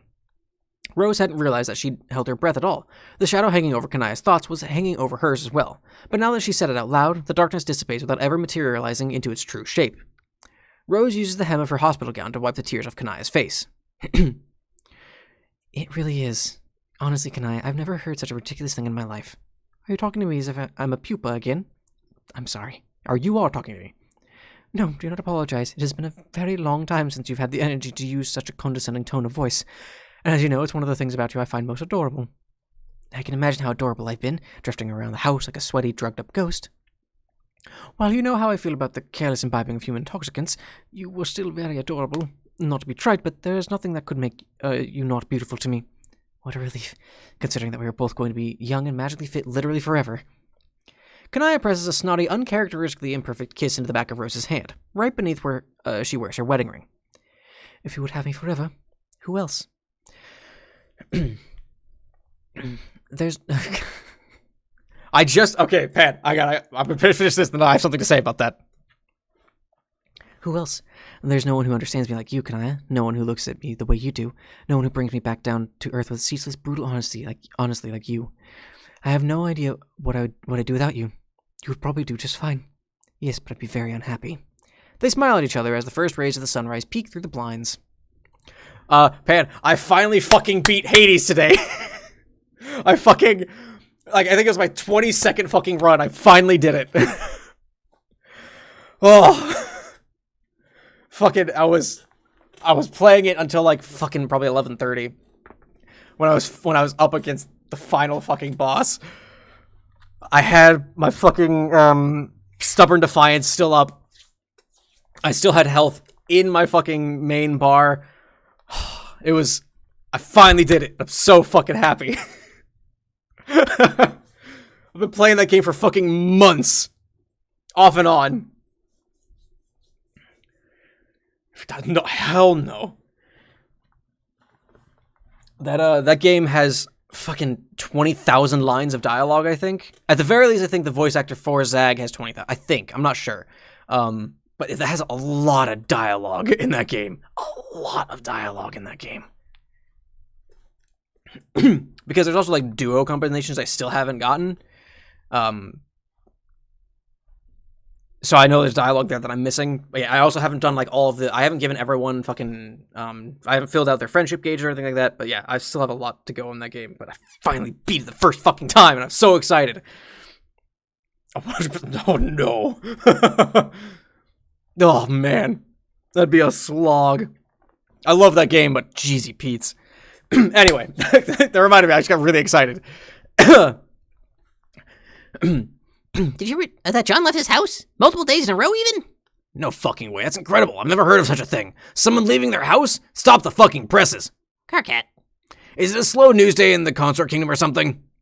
Jade finishes pruning a dead bulb off her arum lily plant and flicks it at Carcat's forehead. Then she politely pulls the blind shut, because God forbid even a sliver of sunlight ever infect Dave and Carcat's hive.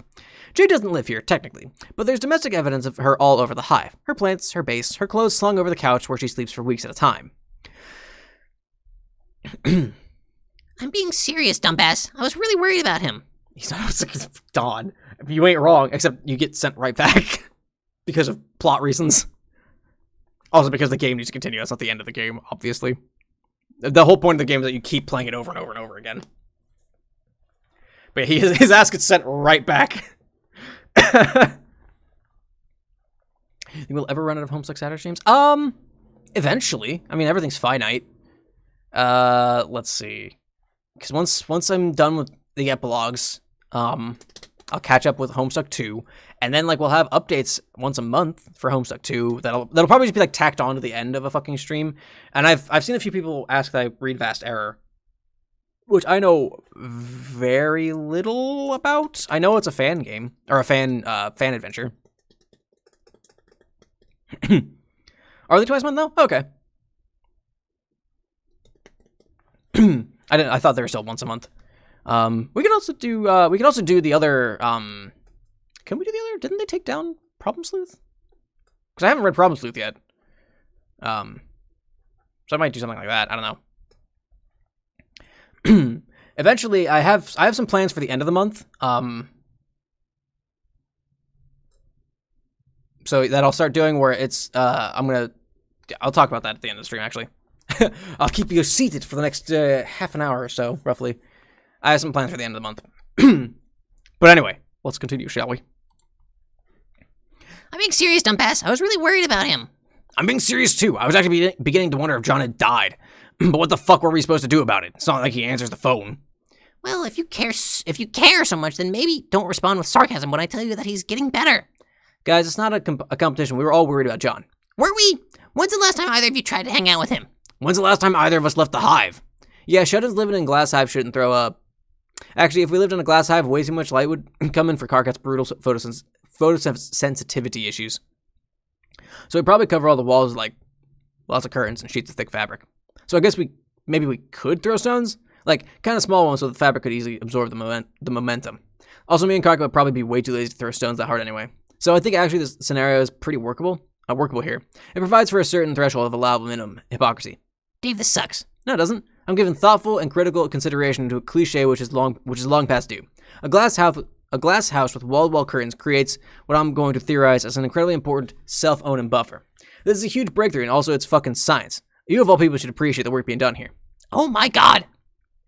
I never thought I'd be thinking of you as my weird nerd friend by the time we were in our 20s. Yeah, well, I never thought you'd be, like, the premier woo girl on the planet. What are you even doing here with us? Don't you usually spend your weekends at 48-hour interspecies raids or doing Arctic expeditions with Jake or whatever? Those two things are not always mutually exclusive. Ugh. Jade floats over to the couch, shooting her two besties a salacious smile. She taps Carcat on the nose as she passes by. I'm just enjoying my youth. You could be enjoying it too. She retrieves one of her bras from where it's hanging over the back of the couch. She starts changing it right there, doing that mystical sleight of hand girls seem to be born with the knowledge of, where the bra goes off and then on again without the shirt being removed. Jade doesn't exactly have the best understanding of interpersonal boundaries, having been raised mostly by a dog, but still, it's a weird, intimate, and uncomfortably close to sexual thing to be doing in front of other people. Dave and Carcat share a vaguely mortified look. Jade sort of lives here, but she doesn't that sort of live here. But seriously, what do you two even do hold up here together all the time? Carcat snorts, still pointedly not looking at her. Oh, I'm sorry. Have you not seen Dave's ill-begotten art empire? He's got his opposable digits stuck in so many double-stacked husk loaves that even I don't know all of his pen names. Okay, so that's what Dave does. What do you do? Jade puts her feet on the floor and pads over so she can sling her arms over the back of the couch and lay her cheek on the cushion. The look she gives Carcat is just shy of devious. Carcat defensively scuttles to the other end of the couch, where he ends up pressed flush against Dave's entire left side. Sit around and play video games all day? Hey, that's not the only thing I do. I've done laundry once or twice. Also, what humans refer to as groceries. I do the groceries. That's not a fucking figure of speech, man. You don't do the groceries, you go out and buy them. And even then, you don't actually do that. Like fuck it. Dave puts both hands over Karkat's mouth and does a stage whisper over his shoulder. He means that he uses the alchemizer in the basement sometimes. Whose side are you on? Oh, and when he's in a bad mood, he'll go yell at the trolls on the internet. Not like trolls as in the troll species, I mean. Literal trolls who talk shit online. I doubt a bunch of them could be, or I don't know, a bunch of them could actually be actual trolls, I guess, but not strictly. Dave, don't fucking tell her about that!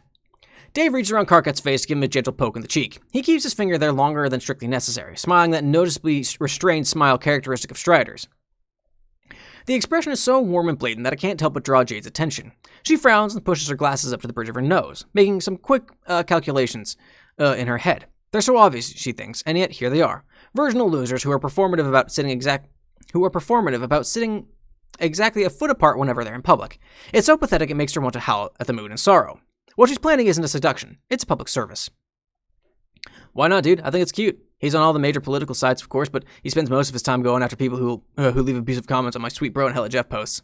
Like, he's got a whole complex network of burner accounts and sock puppets on my homepage set up for every possible scenario. Jesus Christ. It's incredible he's driven at least 10 people off the site by creating thinly veiled parody accounts of their usernames. Stop talking about this! My exploits are heroic! Go absolutely fuck yourself! Karkat, shush. I'm so proud of you. Could have done better myself. Well, I mean, I definitely could have, but I have better things to do with my time. Thank you, Dave. That was heartwarming and not even a little bit embarrassing. Consider my honor undeniably defended. Actually, Karkat, it's more like you're the one defending his honor. That's so cute. White knighting for another knight. Dave, it's like Karkat, and it's like Karkat's your adorable little house husband. What the fuck is a husband? Dave unpokes his finger from Karkat's cheek and tries to shimmy some space between them on the couch, but there's nowhere to go. Karkat is sandwiched between him and Jade, who is reaching out to put 2 fingers of her own at the center of his chest. She bounces them there a few times, enjoying the way the troll's skin is just a bit thicker than human skin, taut like the membrane over a poorly maintained drum. A husband. She begins walking her fingers at the length of Karkat's sternum. Karkat knows damned well what a husband is. He's been force-fed enough bad movies from Dave to pick up any human euphemism you could name. He still plays dumb sometimes for comedic effect, to irritate his friends, or simply to avoid a topic of conversation altogether. If he'd known it would only fan the flames of discussion in this case, he would have kept his mouth shut. A husband is like a little like what you both do already, only with certain benefits. Her fingers reach the hollow of Karkat's throat just in time to catch him swallow. He starts to sweat. What kind of benefits? Don't play dumb, Karkat. Jade, dude, come on, leave him alone. Jade does not come on. She glides her fingers up under Karkat's chin so that they can rest on his lips, which are a little chapped. It doesn't take much work to pop them open and slide both fingers in. This got weird. This got really weird. If you're that clueless, I can show you. Karkat looks like an animal with his leg caught in a trap, eyes flickering, breath getting shallow. His bottom lip is trembling where Jade is stroking it with her thumb. It would be pretty easy to mistake his reaction for arousal. So it's understandable that Jade is extremely surprised when Karkat snaps his jaw shut and chops down on her hand. Ow! She flies back, literally, spiraling up towards the ceiling so fast that her skirt puffs up and she gets all tangled in her clothes for a few seconds. She clutches her wounded hand and glares daggers at Karkat, ears flat under her long dark hair. Karkat, what the hell? What the hell? You're seriously asking me what the hell? Jade, you were trying to choke me to death with your weird, soft human fingers. What were you trying to do? Reach into my chest and pull out my fucking pump biscuit for a midday snack? Is it because you're half bark beast now? No, I was flirting, you dummy. Oh my god, you two really are hopeless. Why do I even waste my time? That's a good fucking question. Jade is pissed, but not enough to leave. Instead, she plops down on the opposite end of the couch and petulantly crosses her arms. Karkat peels himself off Dave and slumps into the dip between cushions while settling even more deeply into one of his better practiced pouts. Dave clears his throat. So, apropos of nothing, just a cool segue into a completely different topic for no reason. Jade and Karkat both stare at him. He makes a casual motion with his hand. A smooth wrist swivel, like he's at a turntable scratching one song into the next. That's the effect he's going for, at least. Did you guys hear that Jane was going to run for high office? No fucking way. Oh, wow. You mean, yep, the fucking presidency of Earthsea. I mean, she's been positioning her megacorp and stocks in a way that looked super suspicious the last year or so I'd wondered about it, but I didn't think she'd actually do it. Nah, she was totally gonna pull the trigger on it after all these years, but decided against it at the last minute for some reason. Thank fucking God. That would have been a complete disaster. I know, right? That's what I said when Roxy told me. Especially for the economy.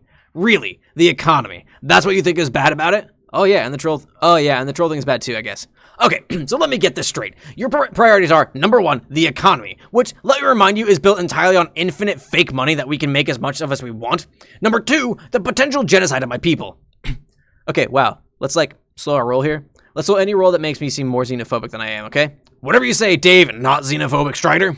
That's good. Let's keep using the phrase not xenophobic in sentences that contain my name. Sure, man. That doesn't sound like something a xenophobe shithead would say at all. Look, I'm not the bad guy here. Jane is. Or was. Until she decided not to run for president. So I'll just think whichever Christ was responsible for making whatever decision resulted in her deciding not to do that.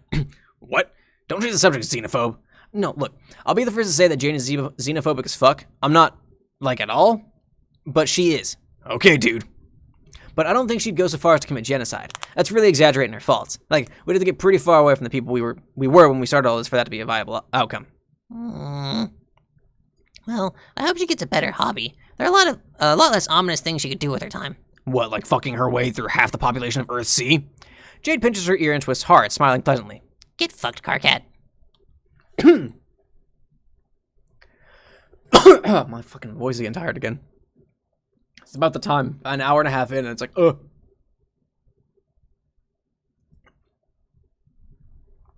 I was remarkably uncomfortable.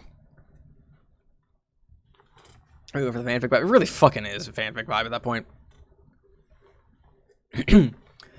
No one is answering the door to Jake's mansion, so Jane lets herself in. There is almost no crime on Earthsea, and so almost no one locks their door. In fact, most doors do not have locks, which has been terribly unfair to the struggling locksmith industry. Once, at John's 18th birthday, Dave Strider engaged Jane in a shockingly aggressive debate about the economy in which he accused her of supporting neoliberal corporate welfare, for pointing out this exact problem, which was, well, such a baffling incident that Jane is still thinking about it at absolutely random intervals 5 years later. She has an honorary business degree from almost every university on the planet. Dave hasn't even finished middle school. What does he know about the effective and ethical rigors of corporate bailouts? Well, Jane thinks with a heavy sigh. Now that she's not running for president, it doesn't really matter, does it? Jake? Jane feels rather like a princess in an animated film with the way her voice echoes up 3 flights of circular staircase. The mansion is dark and cramped. Tall, narrow halls, Gothic arches, rooms stuffed in all corners with kitschy junk. Jake has a taste for velvet paintings and faux antique candelabras, which mesh less than harmoniously with the backdrop of his paisley wallpaper. Blue light filters in from the stained glass windows on the top floor of the foyer, where depictions of cerulean sirens lounge against surprisingly tasteful modernist backdrops. Jane calls his name again, lifting her skirt so that she can climb the stairs one step at a time. From the second floor, she hears a sudden and awful noise. Boots scrabbling against wood, glass shattering, hard objects hitting the wall, and the unmistakable roar of a rifle firing. She sprints the rest of the staircase and runs down the hall, clack, clack, clack, in her expensive but understated kitten heels. Jake, where are you? The big oak door at the end of the hallway swings open, spilling orange lamplight into the darkness.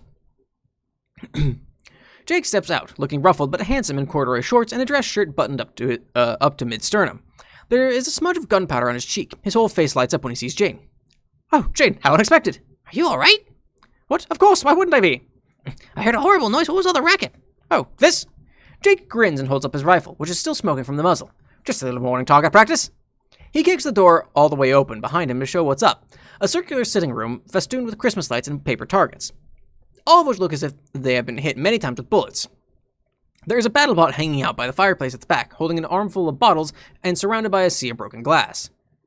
You do this inside the house? To be sure, there is a stream tomorrow. I will say there. I guess I'll just do this real quick right now. There is a stream tomorrow, but there are no streams next weekend at all. I am taking another short break for the weekend, just to hang out with my wife and just get some stuff done. But so yeah, there is a stream tomorrow still. We'll probably finish up Danganronpa tomorrow, I'm thinking. But next weekend there are no streams. Period. End of story. But then we're back on Halloween. So, anyway, have a good one, Pen. Take care of yourself. You do this inside the house? He looks at her like she's the stupid one. Well, of course, Jane. Where else would I do it? Bringing this operation outside would only startle the neighbors. Jane's mouth opens and then hangs there for a moment as she decides whether or not this particular conversation on household propriety is worth having. Sometimes Jake simply cannot be blamed for the foolish things he does. After all, he literally grew up in the woods. Instead, she enters the room and takes a seat in one of the ostentatiously cushioned, bergère? Bergère? I have no idea. Chairs, careful to step around the puddles of cracked glass. I must say, Jane, it seems that you are rather frazzled. Are you sure you aren't the one who's not all right? Jane rests her temple in her palm. Jake grabs another of his ridiculous fake Victorian chairs by the back and swivels it around so that he's sitting across from her. Have you talked to Dirk lately? Not exactly. I would say that I have been talked to by Dirk, but the communique has certainly not been two-sided. Ah, yes, it seems like we're in the same boat then. I haven't heard from him. I stopped by his workshop, but it was locked. If he was in there, he wouldn't come out. Dirk was the one person on Earth C who took the state of the locksmith industry with the seriousness it deserved. Jake scoffs and flops a hand. Both actions are dismissive. I don't see what the ruckus is. Our good chum Dirk fancies himself a dark and tortured soul. Cutting us off is not entirely out of his wheelhouse. Yes, but not like this. It's been years since he's done a full blackout on us. Oh, I'm terribly worried. You worry far too much, Jane. Life has become so peaceable on this new planet of ours that I suppose Dirk has merely tired of this idyllic life. It has either driven him permanently or temporarily insane. That's my theory, at least. Maybe it's Tommy rot, but I have faith that Dirk will be back. After all, where is he going to? You seem rather cavalier about this. Like, even more cavalier than you usually are. Jake laughs, all uneven, and runs a hand through his attractively tousled hair. I must admit, I am rather half-rats at the moment. You're what? Sorry, that was a pretty obtuse way of putting it, wasn't it? What I mean to say is that I've been powdering my hair quite a bit today. He makes a motion like knocking back a bottle. Jane side-eyes the idling battlebot, flushed with empty wine bottles, and then side-eyes Jake. First thing in the morning. Well, I needed the bottles for my target practice, Jane. I couldn't just pour the wine down the drain. That'd be a waste. Jane frowns and leans forward on her knees so that she can examine Jake more closely.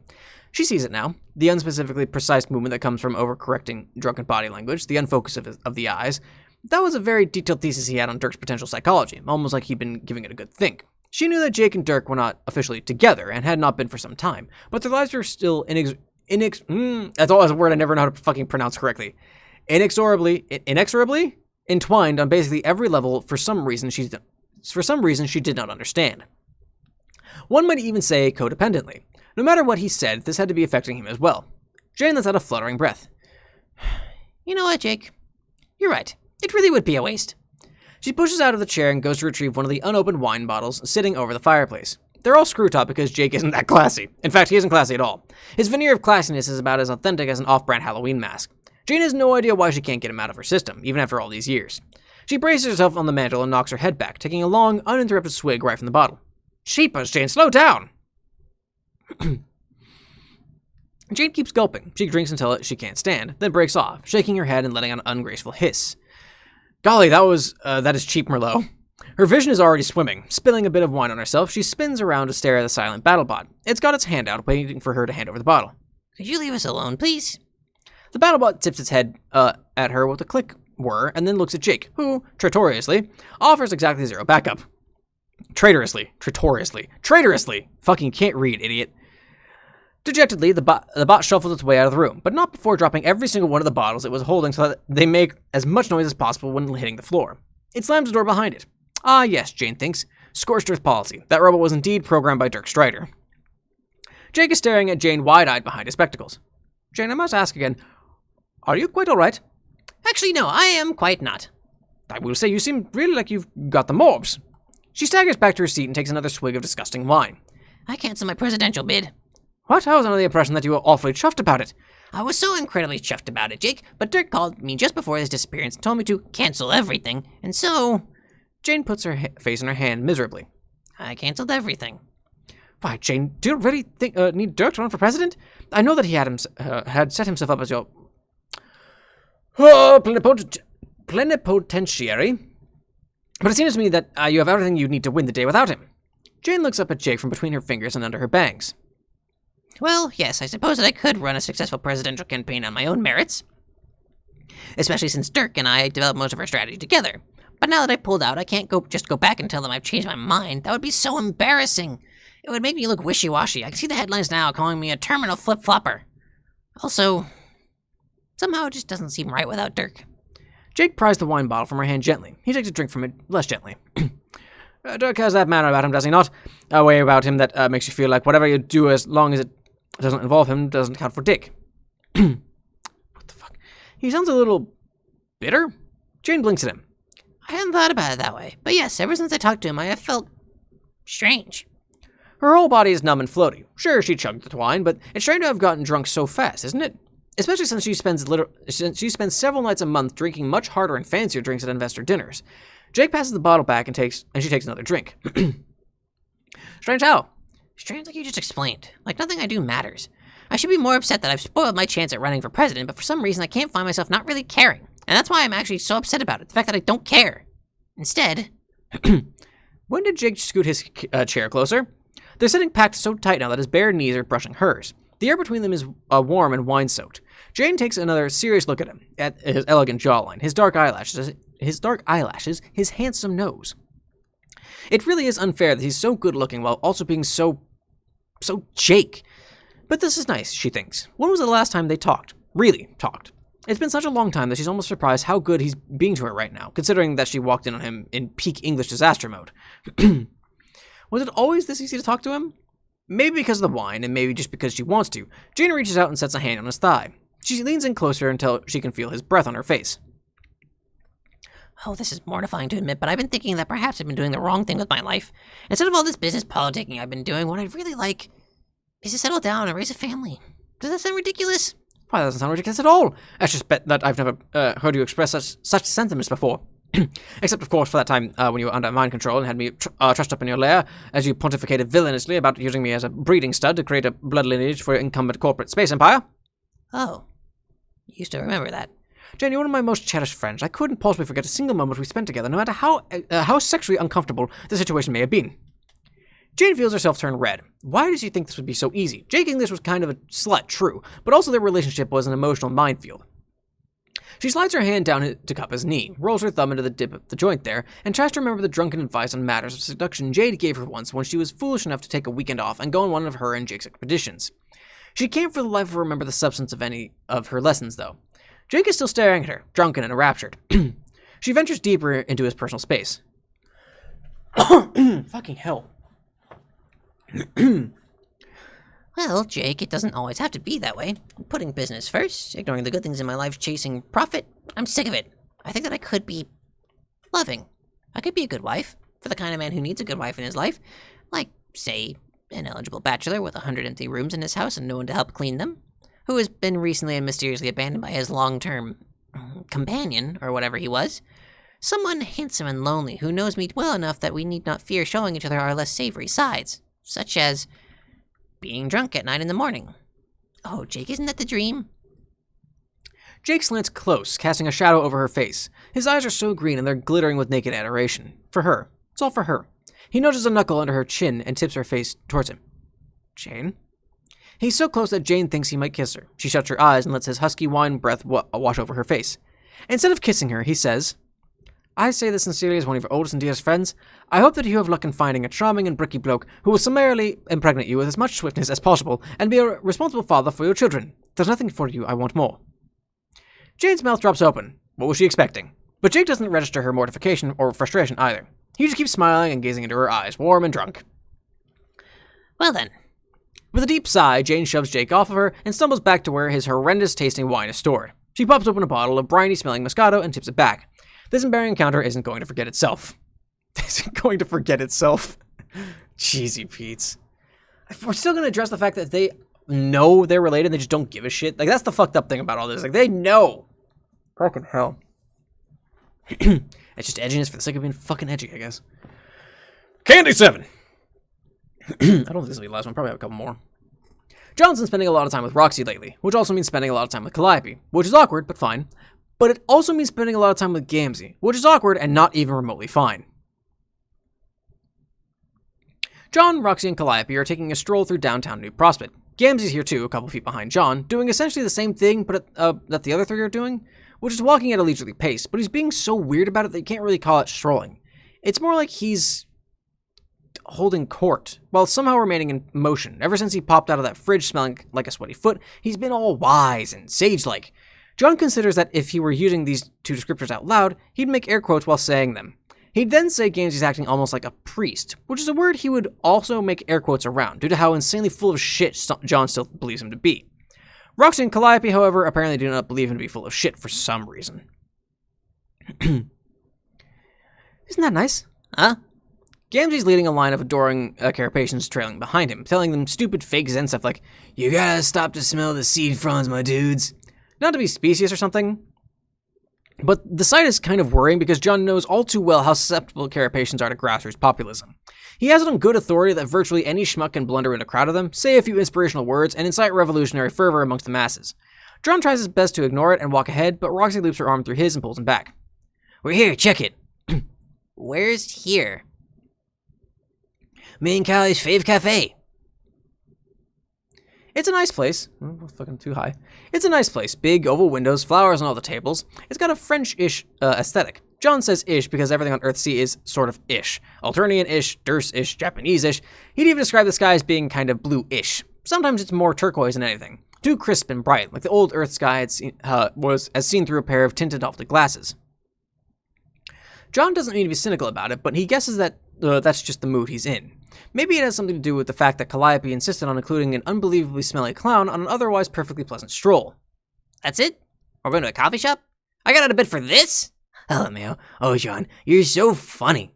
No, seriously, Roxy, I feel like I haven't left my house in years, and all the stuff that's been going on, like Rose's illness, or that stuff about the political situation. Is it really a good idea for us to be having picnics and going out to coffee shops? Oh, John, don't worry so much about things that you have no control over. Like I said the other day, it's time for us to leave ugly things behind us. Yeah, for real, John. Can't you just enjoy what a beautiful day it is? I know I'm enjoying it. Since I get to spend it with you like I've always been wanting. You have? Yeah, duh. She tucks him against her side and rests her head on his shoulder. She's a bit taller than him in her nice shoes, so it's kind of awkward. Feels uncomfortable to him, and looks more so for her. But he's enjoying the attention. Sort of. He missed her, the way she used to be, when the two of them were close as kids. She's laying it on a little thick for his benefit right now, and while he can appreciate that, it can be difficult to rekindle a friendship that after it's gone cold for a while. John wishes the rekindling period would hurry up and end already so they can just go back to shooting the shit like normal. Roxy drags him into the cafe. Calliope doesn't follow them in, for reasons he can only guess at. He catches a glimpse of her through the window, a little forlorn. Gamgee at her side like a faithful dog. He can't hear what they're saying. Outside, Calliope clasps her hands and directs a wistful expression through the cafe window. Foot traffic splitting, lazily around her and Gamgee as they stand in the busy street. At high noon, her little body casts almost no shadow on the cobblestone road. Sigh. What's shaking, sis? You look bummed all the fuck out. How can you be feeling down when we be getting all redeemed and shit up in here? Oh, it's just... Can you see what's happening with Roxy and John? Gamgee stares through the window. Roxy's leaning across the table to dab at the corner of John's mouth with a napkin. John looks very confused, as does everybody else in the audience, because they aren't actually eating anything yet. Gamgee stares at this for a very long time, his mouth lolling open as he contemplates what is transpiring with the closest facsimile to wisdom he can muster. He puts out one of his huge hands on Calliope's narrow shoulder, all comforting-like. Oh yeah, for sure your girl Roxy is all globes deep in that dude's dank nook. Yes, and while I can't say I didn't see this coming, it's all happening so fast. I thought for sure I'd have more time with her. Would a motherfucker like me too? Gamgee leans in so that his face is level with Calliope's. His grin shows every single one of his teeth. Miraculously, his breath smells worse than his body. Motherfucking do something about it. No! Gamgee, no, please, it's fine. I might be sad, but John has made his choice, and we must all live with the repercussions of that. I'm sure that Roxy will be very happy with him. We're all going to be very, very happy. I truly believe that. Calliope walks away, looking somewhat less than very, very happy. Gamgee remains standing in front of the cafe, still not entirely convinced that he shouldn't motherfucking do something about it. John notices him there, just outside the window, leering at him and Roxy. His expression is serene, vacant. Calliope is nowhere to be seen. Hey, Roxy, what's up? Gamgee. He's staring at us, and it's kind of creeping me out. Oh, yeah, don't worry about that. He gets stuck like that sometimes. Stuck? All wonked out and shit? I think he's got brain damage from being a burnout. It's so sad. Is it? Roxy takes a sip of her tea. Her purple lipstick leaves a stain on the fine china. Yeah, John, it's totes sad. He never had a chance with the kind of life he had. What a tragic, misunderstood figure. Roxy sighs and spears the cherry atop her cheesecake with the absurdly tiny dessert fork it was served with. She pops it in her mouth with a pouty little lip pop, staring directly at John with her eyes half-lidded. He thinks she might be trying to be sexy, but he's a little bit distracted by the sight of Gamzee lumbering into the cafe with all the grace of an aubergine Sasquatch sporting an epic erection. He puts both hands on the back of Roxy's chair and looms over her, without breaking eye contact with John. Roxy scoops up a spoonful of cheesecake and feeds it to him. Hey, Roxita. Hey, Gams, what's shaking?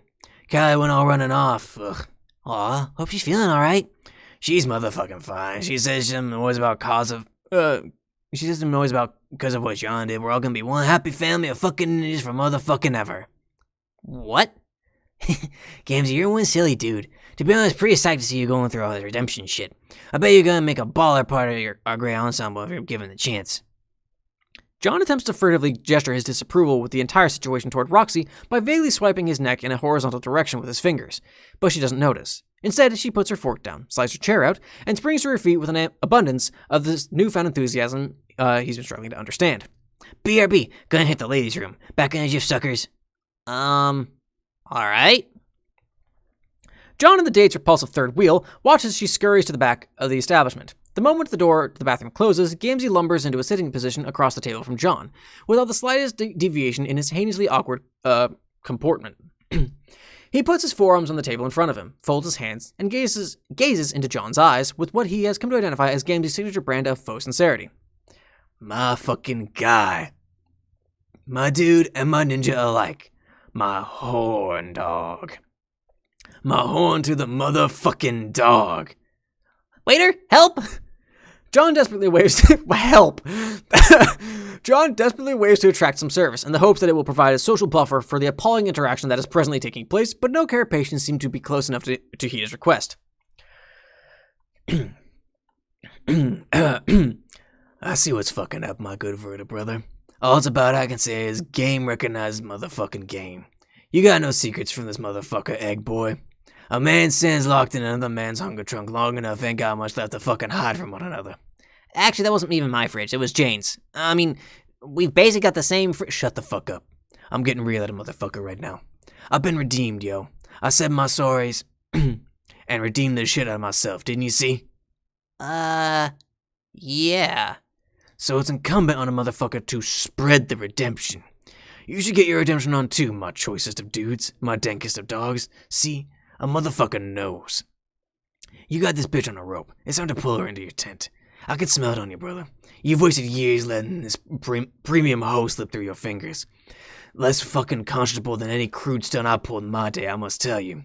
A capital motherfucking crime to be squandering earth pussy like that. Holy shit. But I'm all getting your back here, bro. I can be your wingman in this carnal fucking caper. I can help a little bitch like you romantically redeem his sorry ass. Let a motherfucker help a motherfucker out. Her popcorn skillet's piping hot for you already. You just need a tight and loyal boy like me to start shoveling in the corn. Thinking other unwise to break eye contact with this lunatic, John nods very slowly as he listens, while taking a secret snap of his ghoulish face to send it to Rezi. Before John submits, he tags the photo with the message, I absolutely fucking hate this. Wow! Wow! File that into things I'm sorry came out of my fucking mouth.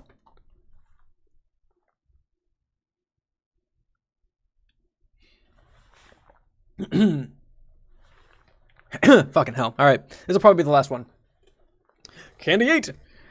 Did you hear that Jane had been intending to run for president? Yes, she in fact asked me to serve a position in her cabinet on the board of responsible troll reproduction. Oh dear, what did you tell her? Well, not in so many words, but I told her to kindly fuck off. Rose arches an eyebrow at her wife, who is tending to the mother grub. Rose herself is sitting, cross-legged on an outcropping, over the lip of the breeding pit, knitting a series of tiny scarves for the grub clones that she and Kanai have come to help hatch. That bad, huh? She was already talking about regulating troll reproduction, with great confidence, I might add, as if she had already been elected. Very presumptuous of her. Well, I suppose her confidence was not unearned. Who was going to run against her? Cockhat.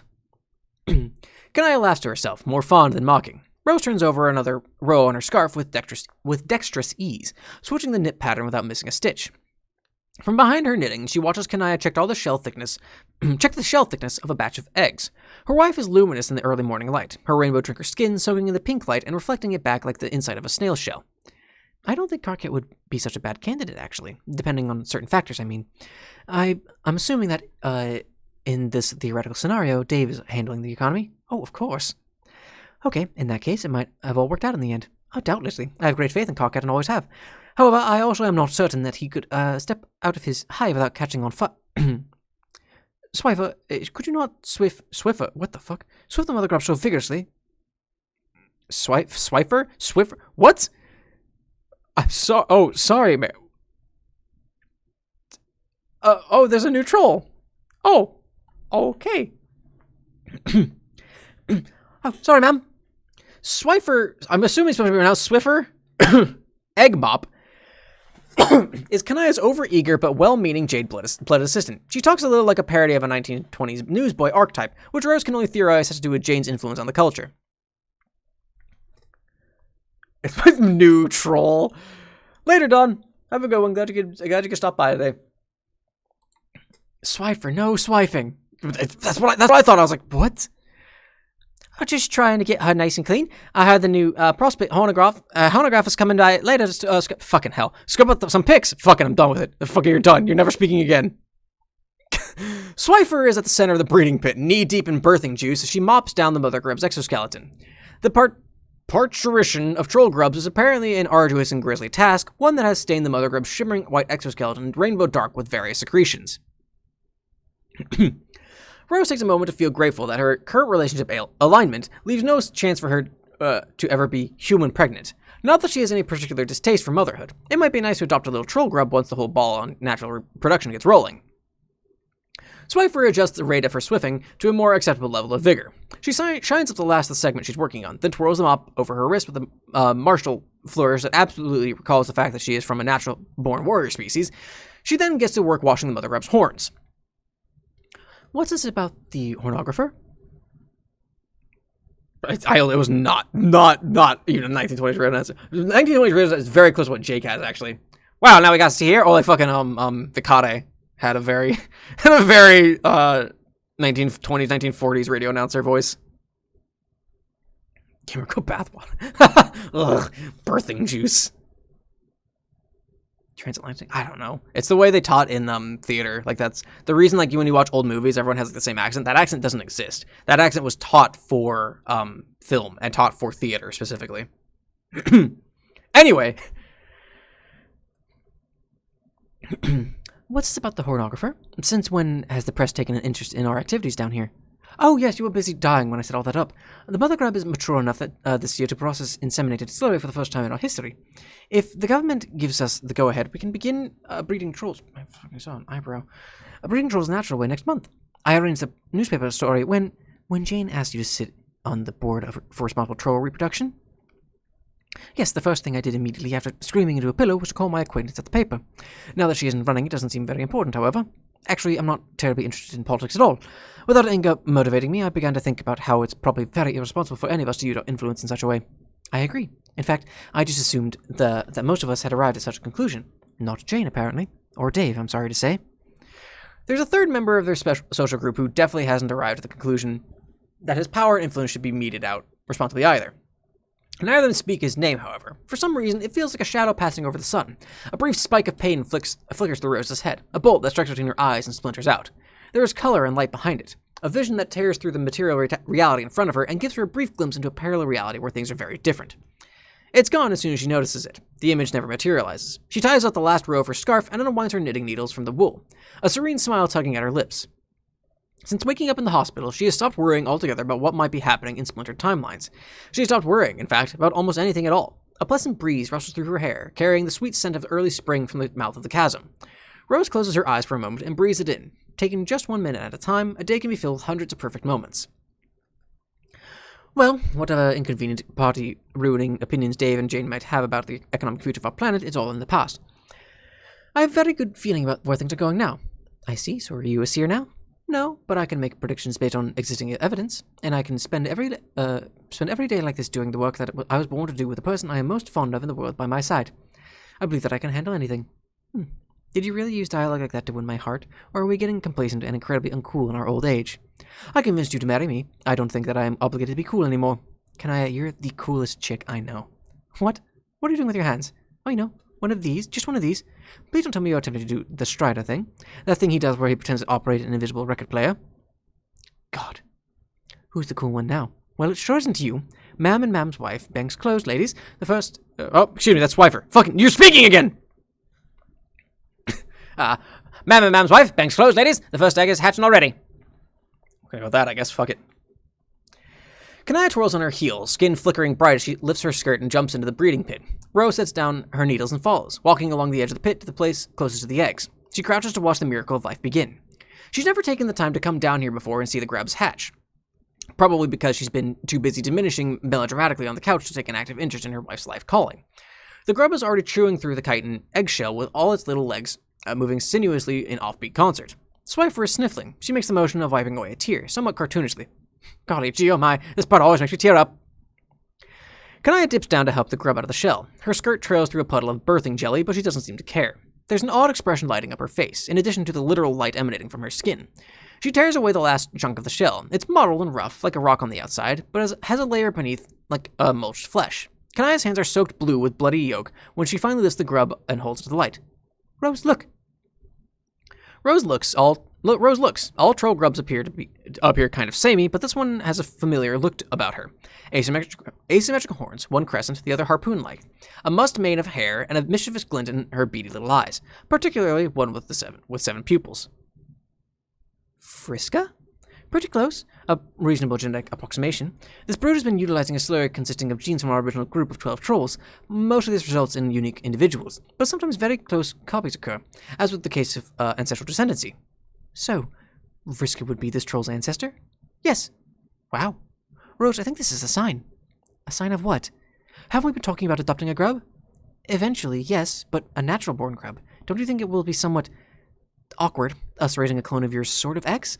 What happens when Vriska comes back? What do we say to her? Rose, Vriska is dead, so it doesn't really matter. Is she dead, though? Absolutely.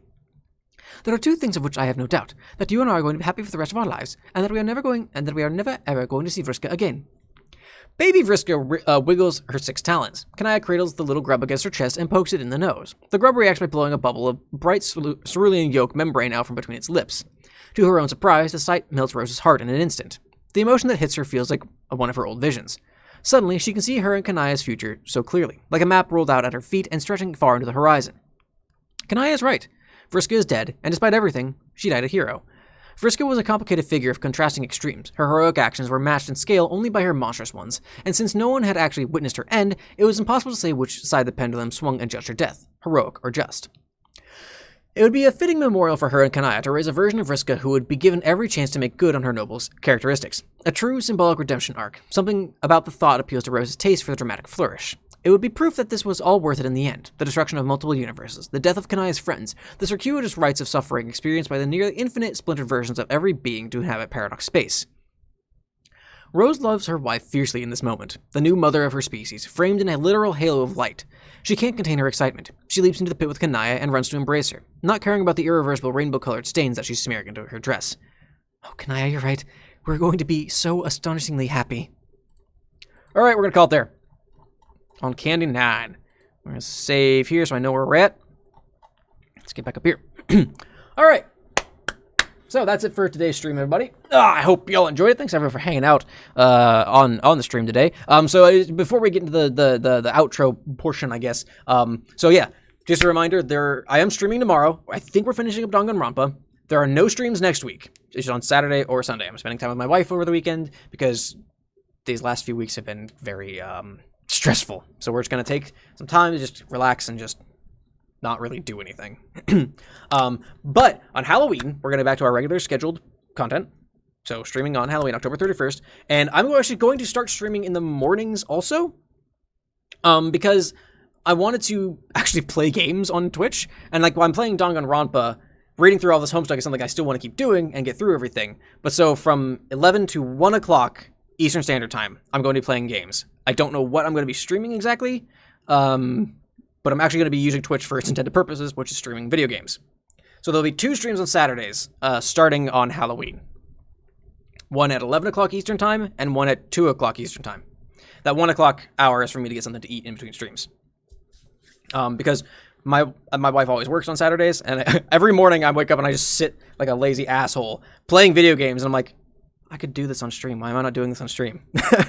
So, look forward to that. I'm going to switch up the schedule. I think, assuming I can't get my brother to play Phasmophobia with me, I think I'm going to play Genshin Impact. I'm not sure.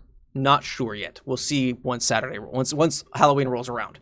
But anyway, I also forgot to thank some new followers at the beginning of the stream. I think I thanked Dave, their doctor. I don't remember, actually. I don't remember that name.